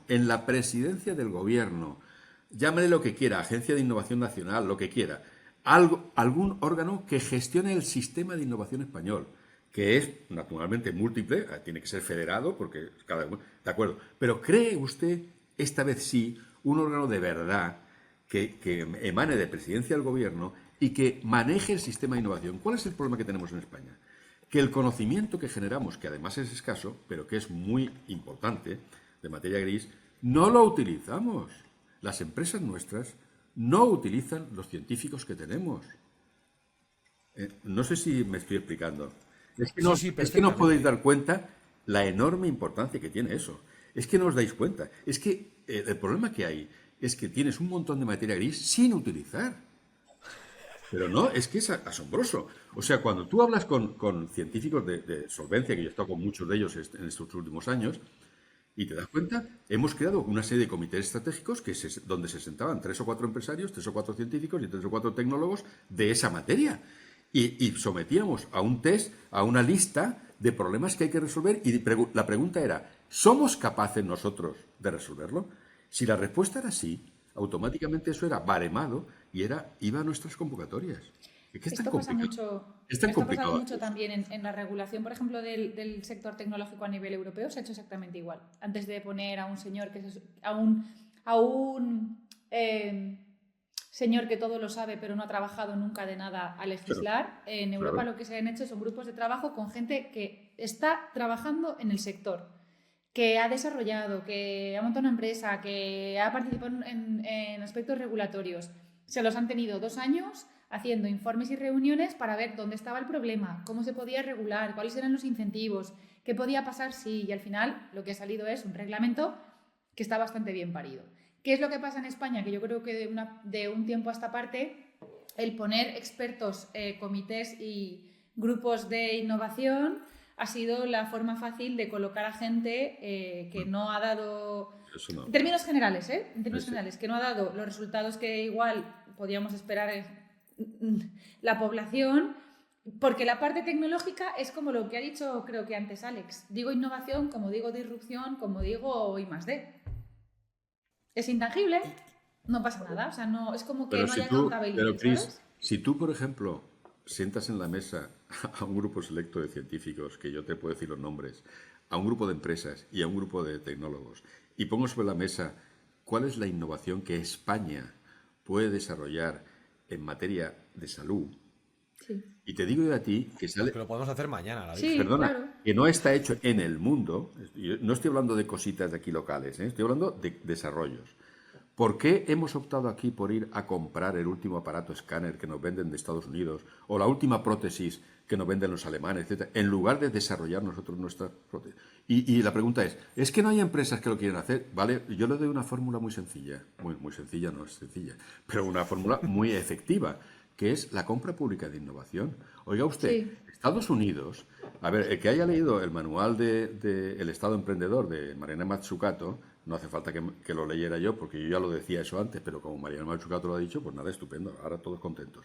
Pero si uno Mariana lee, Mazzucato no ha salido de la academia en su puta vida, tiene bueno, menos pero calle si que te lees, Venecia. de acuerdo, pero si te lees El Estado Emprendedor, sí, pero si te lees El Estado Emprendedor, hay cosas muy interesantes ahí que conviene que la gente lea, incluso la gente que que es muy liberal, ¿sabes? Porque resulta que ahí te demuestra cómo desde Google hasta las vacunas, de Los las... laboratorios Bell. Sí, sí, Y no, y no hablo es de Internet, no hablo de Internet, el papel que tuvo el Ministerio de Defensa de Internet, DARPA, etcétera. Sí, pero también el CERN. O sea, el papel que el Estado, Tim es decir, Berners-Lee. que lo público ha tenido en la innovación extraordinaria que se ha producido en Estados Unidos es espectacular. O sea, ese rollito de que en Estados Unidos la gente va por la calle innovando, por favor, ya está bien, ¿eh? O sea, detrás del Silicon Valley, la mitad del Silicon Valley es gasto público indirecto digo, ¿eh? Entonces, claro que es un mérito, yo no digo que no, pero hombre, por favor, no seamos paparatas. Entonces, ¿por qué Europa no lo ha hecho? ¿Por qué Europa ha tardado hasta el 2010 que salió la norma? Es decir, que permitió Europa la compra pública innovadora en 2010, que significa otro tipo de contrato, claro. Por eso salió en el 2010. Bueno, pero a partir del 2010, ¿por qué no se hace masivamente en España la compra pública de innovación? El CDT hace sus pinitos, hace sus cositas, muy bien. No, pero yo no hablo de eso. Sí. Hablo de tomarse en serio el desarrollo de este país. Y yo te digo a ti que con el panel de científicos que hay en España, con 10 años por delante y con una estrategia de compra pública, yo diversifico el tejido productivo español, ya te digo a ti que lo diversifico. Y me dejo de... Claro que sí, es que no es tan complicado. Pero es que sí, yo creo, pero, claro, claro. estando de acuerdo, a pesar de que Matsukato me parece una farsante espectacular, Bien, pero... y además tiene los santísimos cojones de hacer un libro contra McKinsey porque es que le está atacando su propia línea de negocio, o sea, es que es una Bueno, cosa... ya, eso ya ni lo cuento. Yo solo hablo de ese libro que es el que maravillosa. El tema es, yo personalmente creo que es que no tenemos políticos a la altura de los científicos que tenemos. Eso. Y entonces, a partir de ahí, estando completamente de acuerdo contigo, que nos iría mucho mejor abordando este tipo de cosas, ¿qué vas a hacer con el grupo de desgarramantas y arrebatacapas que tenemos ahora mismo a la hora de organizar Javier, este no. tema? Un momento, Javier, de acuerdo. Y te lo compro eso. Ahora, siguiente pregunta que te hago yo. ¿Y por qué también ocurre entre los economistas? ¿Y por qué en las tertulias, en los opinadores mediáticos, en los expertos internacionales, todos los días, y sobre todo los que están todos concentrados en Madrid, que todos son los que más saben de todo? Bueno, ¿cómo es posible que tampoco ellos lo digan? ¿Por qué aquí cuando se habla de economía y del problema económico español, a lo más que se ha llegado, si habéis seguido la prensa en los últimos meses, es a que empieza a ponerse sobre el tapete que efectivamente España tiene un problema de productividad? ¡Oh, cielos! O sea, ahora, en 2024, el jefe de estudios del BBVA, el IBI en nuestro caso, muchos centros de investigación, no hacen más que decir que el problema de España es la productividad. Oiga, ya lo sabemos. Ahora, ¿por qué no dan un pasito más? Y nos dicen cómo arreglarlo. Yo doy una explicación. Yo explico cómo arreglarlo. Otra cosa es que me diga, oiga, no me interesa lo que usted dice. Bueno, perfecto, no me interesa. Pero que yo sé cómo arreglarlo. ¿Cómo arreglarlo? ¿Cómo intentar arreglarlo? Yo no digo que se pueda arreglar, digo que intentar arreglarlo, yo sé la vía cuál es. Y es generar una agencia de innovación en España, dependiente del presidente del gobierno, que maneje todo el sistema de innovación, es decir, que conecte ciencia con empresa sistemáticamente. O sea, sistemáticamente es diariamente, o sea, no de vez en cuando, ¿sabes lo que te quiero decir? Y la compra pública de innovación como estrategia fundamental. Es decir, todas aquellas necesidades que el Estado detecte y las comunidades autónomas en sus centros sanitarios, en sus problemas tecnológicos de digitalización, en sus servicios de medio ambiente, en su apagar bosques, todo es susceptible de un desarrollo tecnológico y de innovación utilizando el conocimiento que tenemos. No se hace porque no se quiere y al final optamos por cosas o sea, opciones B, como por ejemplo los PERTES, que bienvenidos sean, pero claro, es decirle a Europa, oiga, financienos una cosa que nosotros somos incapaces de hacer, cuando podemos hacerlo nosotros. No puedo estar más de acuerdo, no puedo estar más de acuerdo contigo. Pues eso.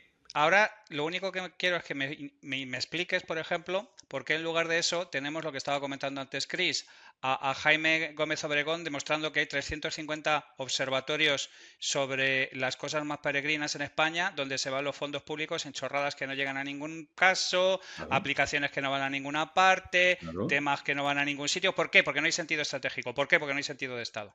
Y entonces lo que se hace es hacer mantecadas para pillar a corto el que venga detrás carré y a correr. Y el tema es que yo estoy de acuerdo contigo, pero es que si no hay gente estratégica y con sentido de Estado, ¿cómo vamos a hacer eso, Andrés? Muy Explícamelo. bien. Pues por eso decía yo antes que no esperéis nada de este país. Venga, Chris, vamos todos a cortarnos las venas.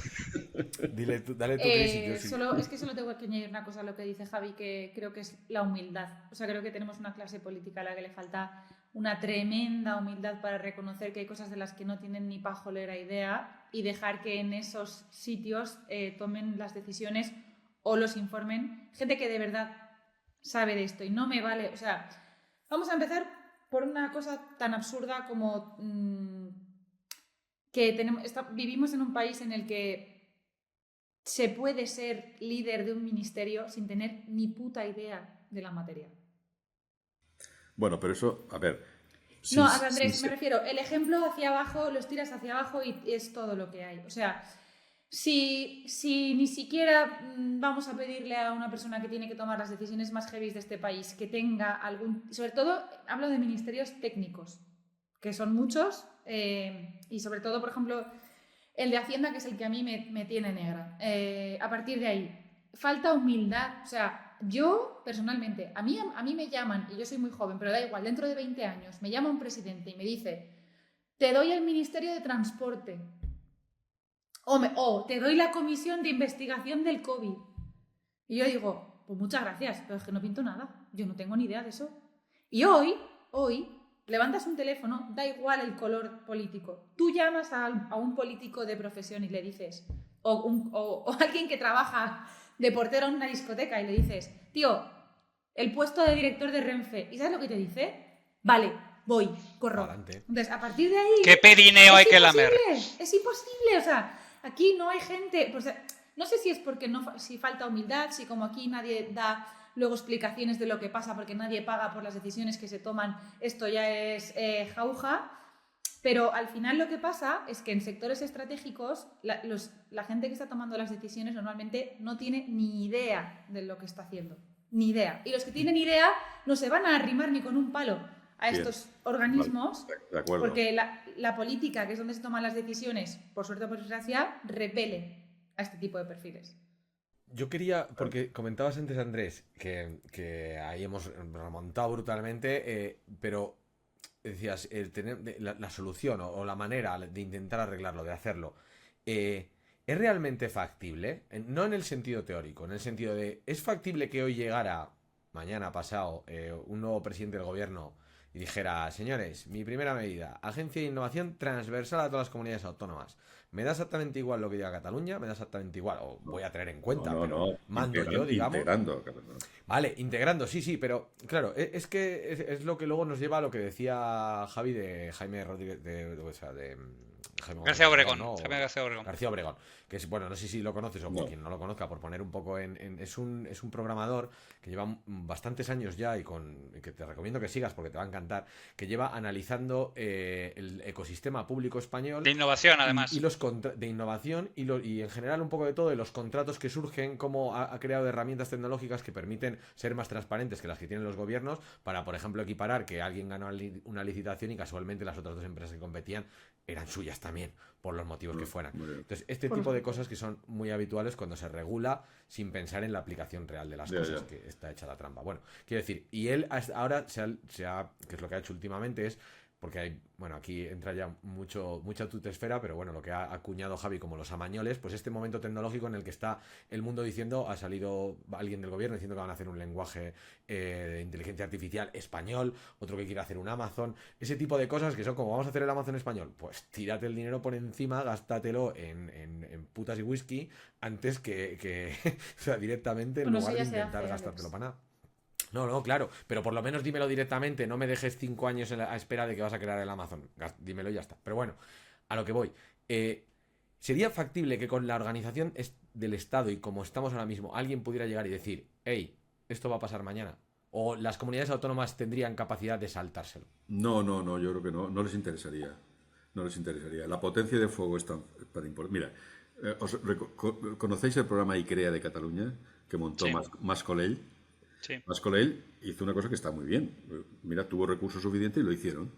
Y entonces atrajeron un montón de científicos del mundo por ahí que estaban fuera, catalanes y no catalanes, para que volvieran. Barbacid, creo que se lo trajeron un montón de gente al calor de eso. Y eso ha generado un montón de recursos de programas, de proyectos europeos, etcétera, pero claro, son tan de gran nivel que una vez que vienen aquí bien pagados en una institución y los tienen ahí, pues entonces ellos generan más recursos y tal. Y con eso se dan satisfechos. A mí me pareció buena idea, pero incompleta. Pues la agencia de innovación que montamos aquí justamente venía a la siguiente escalón, que era lo que importa ahora. Que es, y es el problema que están teniendo en Cataluña ahora, que es que tienen mucho conocimiento, digamos, por así decirlo, fundamental, por así decirlo, pero tienen poca conexión con el tejido productivo, porque no tienen una organización, una gobernanza que una a las empresas con esa enorme cantidad de materia gris que han generado ahí, que está muy pendiente de proyectos europeos e internacionales, pero que no afecta a su modelo, a su tejido productivo.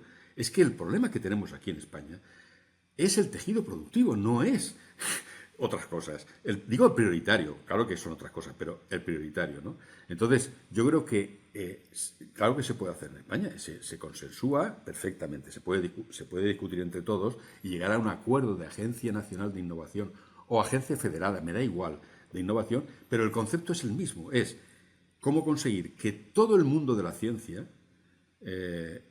colabore sistemáticamente con nuestras empresas para desarrollar innovaciones necesarias que hay que abordar para hacer frente a problemas sociales y económicos y que no hemos sido capaces de abordar por separado. Ni las empresas lo hacen, ni los científicos lo hacen porque están investigando. ¿Entendéis lo que te quiero decir? Eso es así. Sí. Pero, creedme, es así. Y en el tema de la compra pública... Pero a ver, Andrés, perdona, que y te en el tema de la creemos. compra pública de innovación... ¿Por qué somos incapaces de levantar el avión del suelo? Pues porque este país no tiene solución, ¿no te das cuenta? Vamos a ver. No, me Y refiero volvemos a Ortega y volvemos a la casilla de salida. Me refiero que tras la época de la transición democrática, donde todo el mundo estaba asustado de lo que había dejado atrás y de los golpes de Estado y de tal y cual, y había un cierto sentido de consenso nacional, pasado ese periodo se acabó todo otra vez y entonces todo es otra vez disgregación, dos Españas, no sé qué, la derecha, la izquierda, en fin, lo de siempre, ¿entiendes? Entonces, claro, eso es muy complicado de poner en marcha. Pero sobre el papel, si a mí me dicen, oiga, ¿usted me podría en 5 folios decir qué estrategia debería llevar económica España para que realmente resolviera a fondo el problema que tiene económico? El único problema que tiene a fondo es ese. Es que no tiene suficientes empresas ni del tamaño suficientes ni del valor añadido suficientes como para que el nivel de vida de España fuera mayor. Entonces, claro que tiene solución. Deme usted 10 años por delante, veamos qué gobernanza se requiere. Y Un pacto de Estado.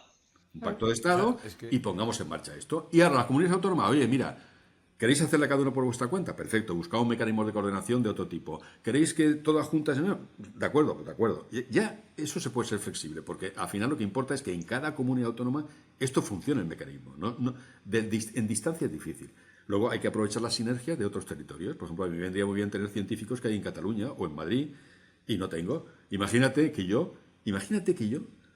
hubiera tenido la agencia de innovación en Madrid. Cuando se habla de que Madrid es desarrollo y tal, bueno, si yo hubiera tenido la agencia de innovación en Madrid, la cantidad de científicos que hubiera podido disponer, para que os hagáis una idea, el CSIC tiene 36 centros en Madrid, solo en Madrid. Yo tengo 8 en la Comunidad Valenciana. O sea, 36. ¿Sabéis lo que significa 36? Pero además de 36 tienen el CENIC y el CENIO. Tienen el Carlos III en sanidad. El CEDETI. Tienen el CIEMAT. Tienen el CEDETI. O sea, una agencia de innovación en Madrid es una bomba. O sea, el PIB de Madrid podría multiplicarse por 2 en 5 años. Si se tiene una gobernanza estimuladora del desarrollo de la innovación y tal. Pero claro, aquí vamos todos a lo nuestro y a hacer turismo y que vienen 80 millones de turistas y no sé qué. Pues no, estupendo. Es como el turismo. O sea, ¿os habéis preguntado alguna vez, ¿os creéis realmente esa tontería que se vende por ahí?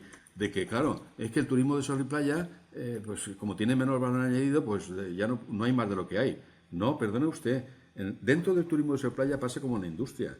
Usted puede hacer zapatos de mucho valor añadido o de poco. Pues en el turismo de sol y playa puede tener mucho valor añadido o poco valor añadido. Si usted va a Niza, es un turismo de sol y playa de mucho valor añadido. Y si usted va a Torremolinos o no quiero nombrar a nadie porque si no se arma de Dios siempre, pues entonces no. Y por cierto, Javier, respecto al tema de Málaga, que es otro timo de la estampita, y digo timo entre comillas, para que no, creo que es una buena estrategia de ciudad.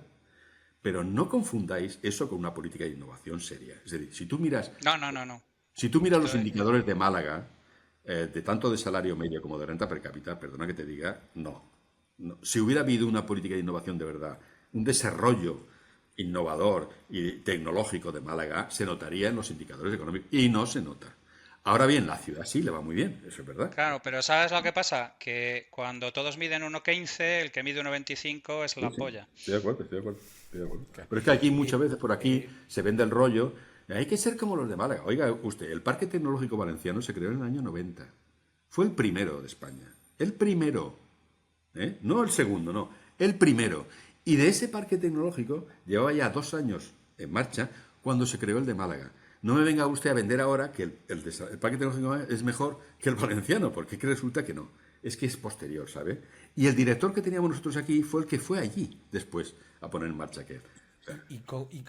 ¿A quién nos querríamos parecer? Es decir, lanzo la pregunta un poco por los dos lados, porque tengo la sensación, por un lado, de que aquí Europa ahora mismo está muy mucho menos en el rollo innovar y más en el rollo regular. Es como una sensación, y hay gente que está muy contenta de que seamos los reguladores de Europa y otra gente que se arrancaría los ojos. Y luego, en paralelo, ¿dónde se están generando un modelo productivo o 17 o 25 modelos productivos que pudieran ser de ayuda para mirarnos? No sé, Chris, si quieres, por si... A ver, es que creo que esto es una respuesta que requiere, o sea, una pregunta que requiere una respuesta muy gallega, que es depende. Porque no creo que haya un modelo, o sea, un ejemplo bueno, o algo que perfecto de... Pero a mí, por ejemplo, lo que han hecho algunos estados de crear, por lo que decía antes Andrés, que yo estoy súper de acuerdo con él, crear algún tipo de fondo que adquiriese tecnología, me parece y siempre hablo desde mi sesgo, ¿eh? O sea, pero para hacer campeones nacionales, no para que la SEPI compre compañías para que luego coloques a colegas al frente. No, claro, estamos hablando de comprar tecnología estratégica para que luego, en vez de aprovecharla desde el extranjero, lo puedas utilizar tú como tecnología estratégica dentro de tu modelo productivo, ¿no? Y ahí creo que si lo hubiésemos hecho hace muchos años y se hubiese hecho sin amiguetes y mangurrinos, pues estaríamos en un sitio bastante potente, porque yo he tenido la suerte, dentro de los años que llevo trabajando, he tenido la suerte de ver productos tecnológicos muy, muy, muy, muy, muy guapos. O sea, a nivel... Yo he tenido la suerte de estar en operaciones donde he visto tecnologías que ha adquirido el Estado israelí de una empresa española, ¿vale? Entonces, eso me parece como una pata que no costaba tanto esfuerzo montar. No es como tirar abajo todo el tejido empresarial y rehacerlo de cero, no, es montar una oficina que con 5 o 6 tíos que sepan lo que hacen, hagas scouting un poco de las mayores innovaciones que hay, y en vez de invertir en un cohete que se supone que te iba a llevar de Valencia a Londres en media hora y ha acabado siendo nada, puedes invertir en cosas que sí que tenían más sentido, ¿no? Esa para empezar. Yo soy fan de, por favor, intentemos retirar toda la burocracia absurda que hay en este país. Y luego hay una cosa con la que estoy súper de acuerdo con Andrés, que es que me encantaría que en algún momento se pudiesen sentar a hablar las 3 administraciones del Estado para reducir absurdeces. O sea, no os hacéis una idea de... Cuando estábamos hablando, a mí me venía todo el rato a la cabeza la frase de ¿sabéis quién viene a España a vivir y a trabajar de fuera? ¿Sabéis quién? Quien tiene clarísimo que quiere estar en España. Y por tanto le compensa pasar por el infierno burocrático que tenemos aquí. Pero esos que están indecisos entre España y Portugal, entre España y no sé qué, no se vienen a España, porque las barreras tenemos son una buena altísimas. segmentación. Sí, si lo pones así, sí. O sea, aquí vienen los que de verdad quieren estar, ¿sabes? Oye, claro. Nos sale de puta madre. Entonces, creo que ese sería otro mecanismo que facilitaría mucho la atracción, sobre todo de potenciales empresas que puedan quedarse que ya no sé si es bueno o malo, pero bueno, atraer más tejido empresarial. Y luego, a nivel de modelo productivo, yo lo que creo es que igual estaría fenomenal el sentarse a analizarlo. Por lo que decía un poco Andrés, creo que hay, por ejemplo, en el tema del turismo, creo que pudiendo ser un sector de turismo de más alto valor o de un valor añadido más alto, estamos empezando a convertirnos un poquito en Magaluf. ¿Empezando? Tú eres muy optimista. Por ser polite. Llevamos un ratillo en ello. Es que, claro, por ser polite. Mira, no sé, creo que... Para que veas la importancia que le damos a la productividad nosotros también, en el mundo del turismo, ¿tú te has dado cuenta que los análisis del turismo casi siempre versan sobre el éxito o el fracaso en función del número de visitantes que llegan cada año? Sí. ¿Eso lo habéis dado cuenta? Sí. O sea, ¿tú crees que un país que está pendiente de que tener éxito o no, porque vienen más de 80 millones, 82 millones de turistas al año, en lugar de estar pendiente de cuántos ingresos genera por eso? Eso es, de lo que se dejan aquí. Y cuál es el gasto medio o la estancia media. Entonces, el INE publica sistemáticamente en su encuesta turística este tipo de datos, pero para conseguir gasto medio diario, si son españoles o son internacionales, etc., ¿no crees tú que a mí me ha costado tiempo, a mí, que estoy en ese tema, O sea, todo es muy complicado. Los datos relevantes en turismo son cuánto gasta al día un turista que viene español y cuánto gasta al día un turista que viene extranjero. Y luego, ¿cuál es la estancia media? No es lo mismo que esté 5 días que esté 2. Muy bien. Pues bueno, todo ese análisis nadie lo hace, pero ni siquiera los expertos turísticos. Aquí hay muchos expertos turísticos que no tienen puñetera de turismo. Y entonces, hablar de turismo en España es hablar del número de visitantes que vienen y de Fitur, que es la mayor estupidez que se ha visto jamás en la vida. O sea, cientos de personas yendo a... Fitur es pantomima pura, Gestos. efectivamente. Cientos y miles de personas yendo a promocionar algo en un día en el cual todo el mundo promociona lo mismo. Es lo más absurdo en términos de marketing que he visto jamás. Nunca he visto una cosa igual. Es marketing. ¿Y sabéis por qué? No, la razón es muy No, sencilla. es pantomima. El marketing bien hecho es otra cosa. Y tú lo sabes. No, la razón es muy sencilla. Es que hay más promotores que turistas. Es decir, los diputados provinciales, los concejales de cada pueblo, los de la Generalitat correspondiente o de la autoridad autónoma, todos van a Fitur a pasar una semanita. Y me da igual lo que digan, porque lo he dicho en público y en privado 20 veces. Y cuando yo corté esas subvenciones cuando era consejero de turismo y puse las duchas y las pasarelas en la playa, los ataques contra mi persona fueron furibundos. Menos mal que se quedaron puestas y nadie las ha podido resolver. O sea, nadie ha podido quitarlas, por muchos esfuerzos que se han hecho. Pero que, ¿entendéis? Hacer del turismo, del destino turístico, el elemento clave, que es lo importante. Es decir, conseguir que el valor añadido en tu territorio sea percibido por los turistas y estén dispuestos a pagar más, eso es lo relevante. Trabajar sobre tu terreno, pues eso a nadie le importa. Lo que es importante para el turismo es promocionarlo. Pues nada, estupendo. Cuando todo el mundo sabe que eso del turismo es como los restaurantes, que es boca a oído. O sea, el turista que llega y está satisfecho de un destino, sobre todo en los destinos de repetición, lo dice a 10 personas. Y así sucesivamente. Eso está estudiado. Entonces, ¿me están contando que van a venir más turistas porque promociones? No, te equivocas. Van a venir más turistas porque trabajas en tu destino y haces que tu destino sea un destino atractivo y decente. Os digo esto porque para que veáis que todo en España está equivocado. Todo. Da igual que hables de industria, de turismo, de tecnología. Todo está equivocado. O sea, y entonces, claro, como todo está equivocado, pero también los expertos, no los políticos solo, Chris. No lo hacemos como un está podcast. claro. No, hay muchos que yo oigo Aquí va a tocar varias series. que yo oigo Mira, mucho experto, que yo oigo mucho la radio y veo la televisión y tal, y veo los expertos que sacan ahí todo el día.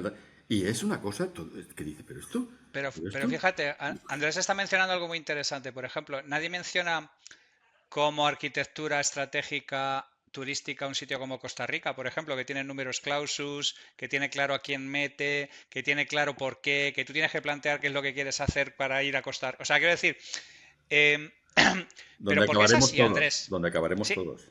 claro, pero ¿por qué es así, Andrés? O sea, ¿por qué cojones somos incapaces de organizar un pensamiento porque hay intereses económicos. Porque hay incentivos mal colocados, ¿verdad? Incentivos por todas partes. La costa esta, donde veis, esto es Oropesa. Casi Benicassi. Bueno, ahora hay niebla, no se ve nada, pero ahí está el mar. Entonces, esto era un paraíso hace 20 años. ¿Ahora qué es? Nada.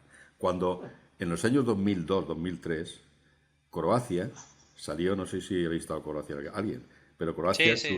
Yo soy muy amigo de Eulogio Bordas y empezaron a hablar cuando estuvieron haciendo por allí y todo aquello. Pues su reclamo publicitario, recordáis, en el año 2002 era Croacia, el Mediterráneo tal como era. Fíjate qué sencillo, lo definió todo. Claro, veías las fotografías que ponía Croacia y era Oropesa, Peñíscola, Calpe, era lo que nosotros éramos hace 30 años. Altea, es decir, ahora ya no es eso. ¿Sí? No es eso. Hemos hecho otra cosa. Es decir, hemos tomado decisiones y hemos creado un modelo turístico sin que nadie haya tomado decisiones concretas sobre el modelo turístico, sino que se ha creado, porque sí, un modelo turístico penoso que hace que el gasto medio diario sea de los menores de España. Y dice, ¿por qué el gasto medio diario es pequeño? Que nadie ha tomado decisiones. Ah, pues sí, pero es Pero que nadie ha claro, tomado decisiones a largo. Claro. exacto. Yo es que es como tener la sensación, porque también en la otra conversación que tuvimos en el anterior episodio, como de que sí, estamos preparados, ¿no? Lo dice Javi mucho, estamos preparados para salir en pelotas, corriendo en la noche y matar a todo el que venga y acabar desayunando fuerte Sí, a la sí, mañana sí, siguiente, sin problema ninguno, o sea, como si no hubiera pasado nada. Pero a la vez no hay nadie tomando decisiones, o sea, solo reaccionamos cuando ya no No queda hay nadie, más créeme. cansados. No hay nadie, créeme. Claro, pero quiero decir... No hay nadie al volante. Pero no ha habido nunca, ¿eh? Para mí al final me lleva todo lo mismo. ¿Es la culpa el Estado de las autonomías No, en este sentido? falso. Por sacar, quiero decir, ¿hay algo? ¿O es la gente que está en el Estado de las autonomías? Falso. Porque luego se saca cada poco como arma arrojadiza el propio Estado de las autonomías. No. Y es un El tema centralismo es muy mucho relevante. peor. ¿Existe o no Pero es que existe? eso es una simplificación, como la centralismo chorrada mucho esta peor. de que antes hemos mencionado un lugar común sobre el tema de las vacaciones, hemos mencionado un lugar común sobre... O sea, hay un montón de cosas complejas que realmente normalmente simplificamos. O sea, yo no creo que el problema sea las autonomías, el problema es, ¿sabes lo que yo haría? Yo levantaría un mapa de incentivos de todos los players y los stakeholders de lo que hay aquí y nos daríamos cuenta de por qué no salen las cosas. Y no salen las cosas porque realmente esta gente no tiene ningún incentivo para hacer lo que debe, porque tiene otros incentivos a corto que son completamente diferentes. Pero vamos a hablar de ellos, vamos a ponerlos encima de la mesa. ¿Sabes? Yo es que creo que echar la culpa a una cosa es un No. argumento perezoso normalmente. No, además, Sí, o sea, las autonomías... intento simplificar en el sentido de que no quede todo en la solución es esta. Pero coño, si la solución no se puede llevar a cabo porque la realidad lo impide, es como si no existiera la solución. No sé Lo que si también te digo es que la ¿entendéis? solución sin descentralización no es posible, ya te lo digo yo. Ni posible ni sensato. Porque es, ya insisto de nuevo, es que el desarrollo económico se ocurre en las regiones, no ocurre en los estados. Creedme, que no ocurre. Mirad el mapa del mundo, lo veréis enseguida. O sea, no, ocurre en los territorios. Y por tanto tienes que tener una política en cada territorio. Y no pasa nada, eso es bueno. O sea, no pasa nada. Ahora bien, lo que tienes que tener es una visión de país global y tener una estrategia de país, que eso no es contradictorio. No es contradictorio. Nos falta todo lo que no tenemos. Eso Tenemos es. que tener una visión de país. Si no la tenemos, Ya. si es que precisamente, o sea, claro. Yo creo que el problema está A mí lo que se me hace complicado es que nos hemos dado un poco cuenta todos de verdad del empastre que hay a nivel público cuando ya está todo tan copado de problema que dices, ¿por dónde empiezo? Ya. No creo que tenga una solución como progresiva, porque mires donde mires, te encuentras que... O sea, es muy sencillo. Tú tienes la intuición, y es la realidad, además lo ha dicho Andrés, y yo creo que todos lo vemos, de que cualquier persona que tenga algo que decir porque tiene una experiencia válida y un conocimiento profundo, le llaman desde un organismo y le dicen, oye, mira, que te llamamos para que trabajes... No, gracias. Y ese es un gran problema. O sea, cuando en un país la gente que de verdad puede aportar algo no se arrimaría ni a 500 metros a una comisión, organismo, lo que sea, es un problema. Es un gran problema. Sí. Por ir ya acotando un poco el y cerrando, que ya llevamos un ratajo largo y tendréis una vida, sí que quería abrir un melón que probablemente tengamos que abrir a lo largo de los próximos episodios, pero como cuñado del grupo, en plan de yo no me entero de nada, de aquí oigo cosas, aquí, allá, me resuenan las campanas y no sé muy bien dónde, pero siempre se habla de que somos poco competitivos a nivel de impuestos, o no poco competitivos, o que tenemos muchos impuestos, y eso, por tanto, constriña a las empresas, y eso, a la vez, es una base de esa empresofobia hasta cierto punto que muchas veces comentamos. Yo como empresario tengo mi opinión, pero no sé cuál es la vuestra, y sí que me interesa conocerla, porque entiendo que eso es una barrera de entrada para una problemática para ese tejido empresarial que comentaba Andrés, que realmente es el El problema. problema de los impuestos es que si tú dices que eso es verdad, no puedes explicar fenómenos exitosos de muchas empresas. ¿Por qué muchas empresas son exitosas si pagan los mismos impuestos que los demás? Es muy raro eso. Yo no me creo eso. Es decir, los impuestos, la carga impositiva en Europa es la que es, por supuesto, mucho mayor que en Estados Unidos, afortunadamente para todos. Pero lo que te quiero decir con esto es que el tema, el círculo vicioso o virtuoso, hay que romperlo por un sitio. Es decir, para que haya más impuestos, para que se pueda pagar más impuestos, para que pueda haber más I+D porque tienen más impuestos para hacer I+D, para que pueda eso repercutir en el tejido productivo, etcétera, etcétera, tienes que empezar por algún sitio. Por eso yo hablaba de las políticas de innovación, la importancia que tienen, porque el círculo hay que moverlo haciendo que las empresas añadan valor, más. Solo mediante ese mecanismo, mediante políticas activas dirigidas al núcleo duro del problema, que es al valor añadido que las empresas generan, y a la creación de nuevas empresas en nuevas actividades a través de la compra pública de innovación, que es el instrumento adecuado, Si tú consigues eso, todas las cosas cambian, porque entonces tendrás más tejido productivo, tendrás más valor añadido, tendrás con la misma tasa impositiva más ingresos por impuestos, tendrás más posibilidad de hacer I+D, tendrás más posibilidad de hacer políticas para las empresas. Tú tienes que romper el círculo por algún sitio, ¿entiendes? Si nos ponemos todos a decir que la burocracia por un lado, los impuestos por otro, no me dejan hacer nada, bueno, eso está bien, pero habrá entonces que comparar con el resto de países, porque ellos sí y tú no. O sea... Yo aquí estoy bastante en desacuerdo con Andrés por dos Ya. cosas. Uno, por mi experiencia como fiscalista y dos, por mi experiencia como empresaria. Sorpresa. Parto de la premisa de que los impuestos corporativos en España no son altos. Sorpresa. Soy bastante crítica soy bastante crítica con la situación tributaria que tenemos en España, pero es verdad que creo que la menos afectada o la menos agravada a nivel de tipos impositivos posiblemente sea el impuesto de sociedades. Ahora, Sí. ojo con no confundir los cojones con comer trigo. Que los tipos de gravamen no sean los más altos que tenemos en Europa o que la carga impositiva de la sociedad no sea la más alta que hay en Europa es una cosa muy distinta del tratamiento fiscal que tienen los contribuyentes sociedades en España. Entonces, cosas como que las bases imponibles negativas te las estén restringiendo a la hora de deducírtelas, eso es un peligro. 2, que a ti a nivel de gastos deducibles todos los años puedas tener una liquidación que tienes que pagar antes de recurrir, es un peligro público. 3, que a ti se te pongan unos pagos fraccionados a nivel de sociedades que son totalmente ilegales y que a los 4 años un tribunal constitucional te diga esto no lo puedes hacer porque estás financiando al Estado a costa de los pagos fraccionados de las sociedades con base a unos cálculos que no existen, es un peligro público. Entonces, ¿qué es lo que quiero decir? No es que paguemos como sociedades muchos impuestos en España, es que la gestión tributaria de los contribuyentes, sociedades y personas físicas empresariales Es mejorable. no es que sea mejorable, es que estamos Manifiestamente. llegando a unos límites que son Sí. absurdamente rocambolescos y que lo que hacen es que cualquier persona, porque tú le preguntas a cualquier empresario y no te va a decir pago un montón de impuestos, te va a decir estoy asfixiado por Hacienda. Porque te dice, no me has presentado, te has pasado un día en el pago fraccionado, 300 euritos de multa. No, mira, es que resulta que tus bases imponibles negativas, que significa que estás teniendo pérdidas y no te va bien como empresa, ahora no te las vas a poder deducir en el tiempo que tú creías. Te lo voy a joder un poquito más. Entonces, no es la carga tributaria, es el tratamiento que nos da el Ministerio de Hacienda como contribuyentes, lo que para mí es un grandísimo problema en España. Porque de verdad que no creo que como empresa, y yo tengo una, no creo que tengamos unos tipos de gravamen extremadamente, o sea, no son asfixiantes. Otra cosa es personas físicas empresarias, ¿vale? Pero no como SLSAs, ¿vale? Ahora, el tratamiento tributario de los contribuyentes en España, eso es un infierno. O sea, es un infierno. Bueno, los que sabéis son los que tenéis que decirlo, yo no desconozco el tema. Un infierno. Yo ahora me voy a poner hegeliano porque ya que hemos tenido la tesis y la antítesis, pues me toca a mí la síntesis, ¿vale? Mira, estoy completamente de acuerdo con algo que ha planteado Andrés, que es la diferencia real no es el sistema tributario, la diferencia real es la capacidad de crear valor añadido y con todo esto.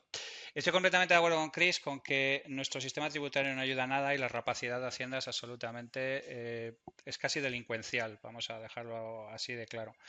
El asunto es que no vamos a poder cambiar las cosas tocando solo un factor. Hace falta una actuación sincronizada en un montón de sitios al mismo tiempo.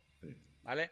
Y estamos de acuerdo que no somos un país particularmente atractivo, tampoco somos un país particularmente extractivo, ni particularmente lesivo, ni un infierno fiscal como ha llegado a ser en algún momento dado UK, que tenía tasas del 95% y cosas por O el Francia, estilo, ¿vale? o Francia. O Francia, efectivamente que no. No, yo creo que ahí estamos en un sitio en el que si pudiéramos mejorar algo es efectivamente la actitud de Hacienda.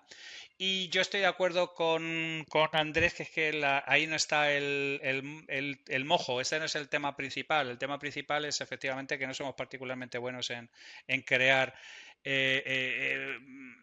valor añadido consistente. Lo que ocurre es que, claro, tampoco podemos traer encima de la mesa como ejemplo y el sesgo de superviviente a la gente que sí lo ha sido capaz, porque la inmensa mayoría de las compañías no están en ese punto de supervivencia. Yo creo que es un factor más y que tal y como está ahora mismo, ni daña particularmente ni ayuda particularmente. Bueno, pues tenemos tarea. O sea, esto no lo acabamos. Es que claro, hay mucha faena. Es Javi. que Yo creo que esto no hay lo mucha llevamos plancha más para de esto, tiempo. sí. Hay mucha O plancha, sea, hay mucha efectivamente. plancha, hay mucha plancha. Literalmente hay mucha plancha. Hay que coger unas escopetas incluso antes. Es que cuidado. Ay, por favor. Nada, pues vamos a ir cerrando. Vamos a ir cerrando con una pregunta que estamos haciendo ya a los anteriores invitados. No sé si habéis podido escuchar el anterior podcast, pero ahí queda. Pero que una es básicamente pues un español vivo, que preguntaba el otro día María, un español vivo que os parezca interesante, que podamos entrevistar en La Ingobernable y que tenga que aportar aquí, ahora, en el futuro, cuando sea. Y un español que también puede estar vivo, pero que consideremos histórico o alguien relevante de la historia de España, que digamos, este tipo, lo mejor. Siempre nos gustan los personajes un poco escabrosos como Pérez del Pulgar, que estoy preparando camisetas, te lo voy avisando. O sea, Ya te has empollado el temita. esto es, vamos, o sea, lo tengo ahí a fuego.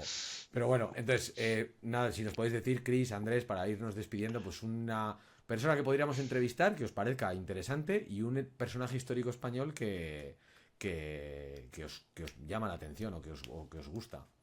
Madre mía, yo es que no había preparado esa... No había pensado en El eso. directo, amigo, el directo. Vale, Saca ese yo español tengo que uno. tienes dentro. Yo voy a poner el vivo y va Venga. un poco en relación con lo que estábamos hablando ahora. Y otra vez, yo como siempre hablo de mi sesgo, porque si no, no tengo ni puta idea de lo que hablo. Podéis entrevistar a Ruiz Jarabo, exdirector de la agencia tributaria. Critiquísimo con el sistema actual. Sí, ha tenido alguna últimamente, ¿no? Que creo que tiene bastante que opinar sobre esto y además desde dentro. O hay otro que mola a saco, no sé si sabéis quién es, Mafo Miguel Ángel Fernández Ordóñez, Sí, señor. exgobernador del Banco de España Sí, en eso la lo época de conozco yo Montoro. personalmente, sí, hombre, sí. Maravilla escucharlo, yo he tenido la suerte de escucharlo varias veces. Creo que, y además son personas como con un discurso muy cercano.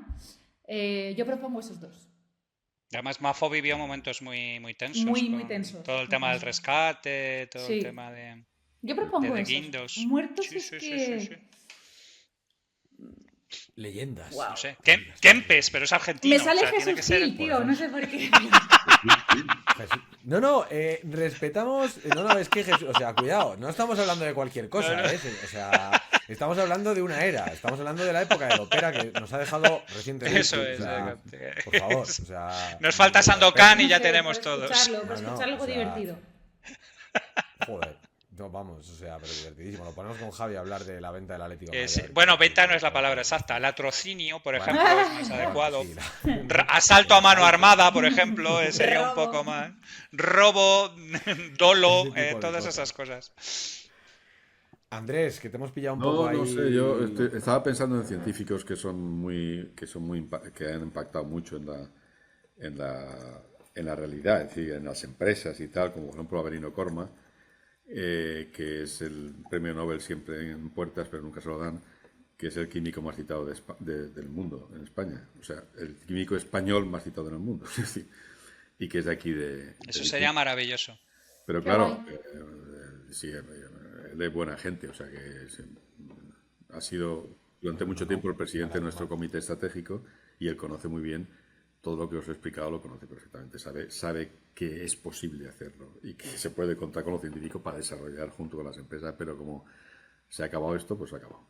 Pero este es uno de los vivos. Yo ya de otra época no lo sé, tendría que pensarlo más, no se me ocurre ahora a nadie. Tendría que pensarlo, no lo sé. Nos vas a dejar ahí en la estacada. Os lo puedo enviar después por correo. Hombre, yo creo que Ortega y Gasset, aunque solo sea por las veces que le hemos mencionado Los ¿no? dos, a lo largo del episodio. Los dos, ¿no? En plan decir, mira, chavales, estáis perdiendo el tiempo, dejaos de...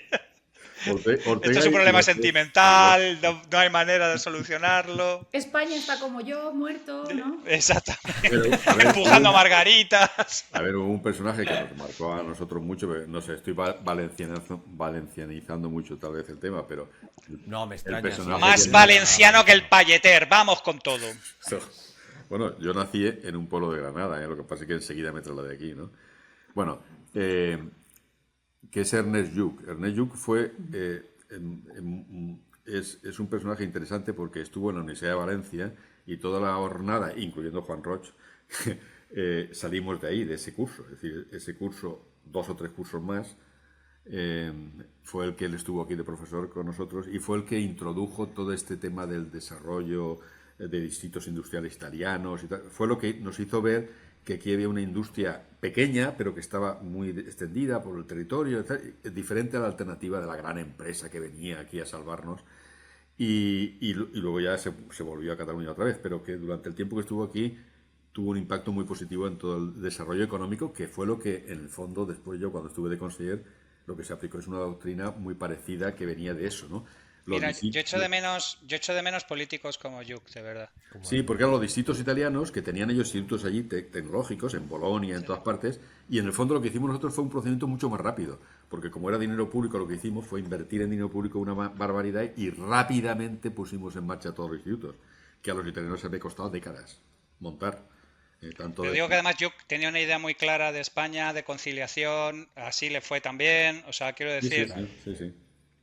Claro, eran los políticos de la transición que se entendía mejor aquello era otra cosa. Sí. Era otra manera. Bueno, pues tenemos plancha. Pues muy agradecido a la conversación. Creo que se sacan muchísimas cosas que nos pueden llevar al abismo o literalmente a otro lugar, pero que va en la línea y que ha sido muy interesante. Chris, Andrés, la verdad, contar con vosotros en este programa, que espero que os lo hayáis pasado bien, que espero que también os lo haya pasado bien la gente. No sé si Javi quieres decir algo antes de... Mil gracias, un auténtico honor teneros aquí a los dos. Ha sido un placer, ha sido un muy buen rato y... Igualmente, pero si lo vais a publicar, que tenéis en cuenta que yo suelo traer siempre mucho hater, ¿eh?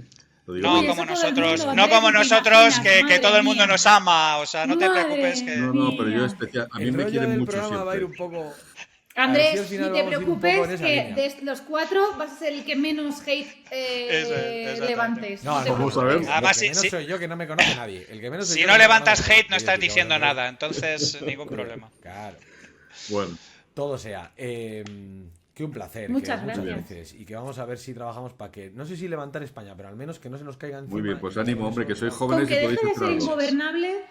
Eso es. Bueno, esa es la otra, efectivamente. Pero vamos con ello. Vale, gracias de nuevo, de verdad. Muchas un placer. Gracias, chicos. Gracias.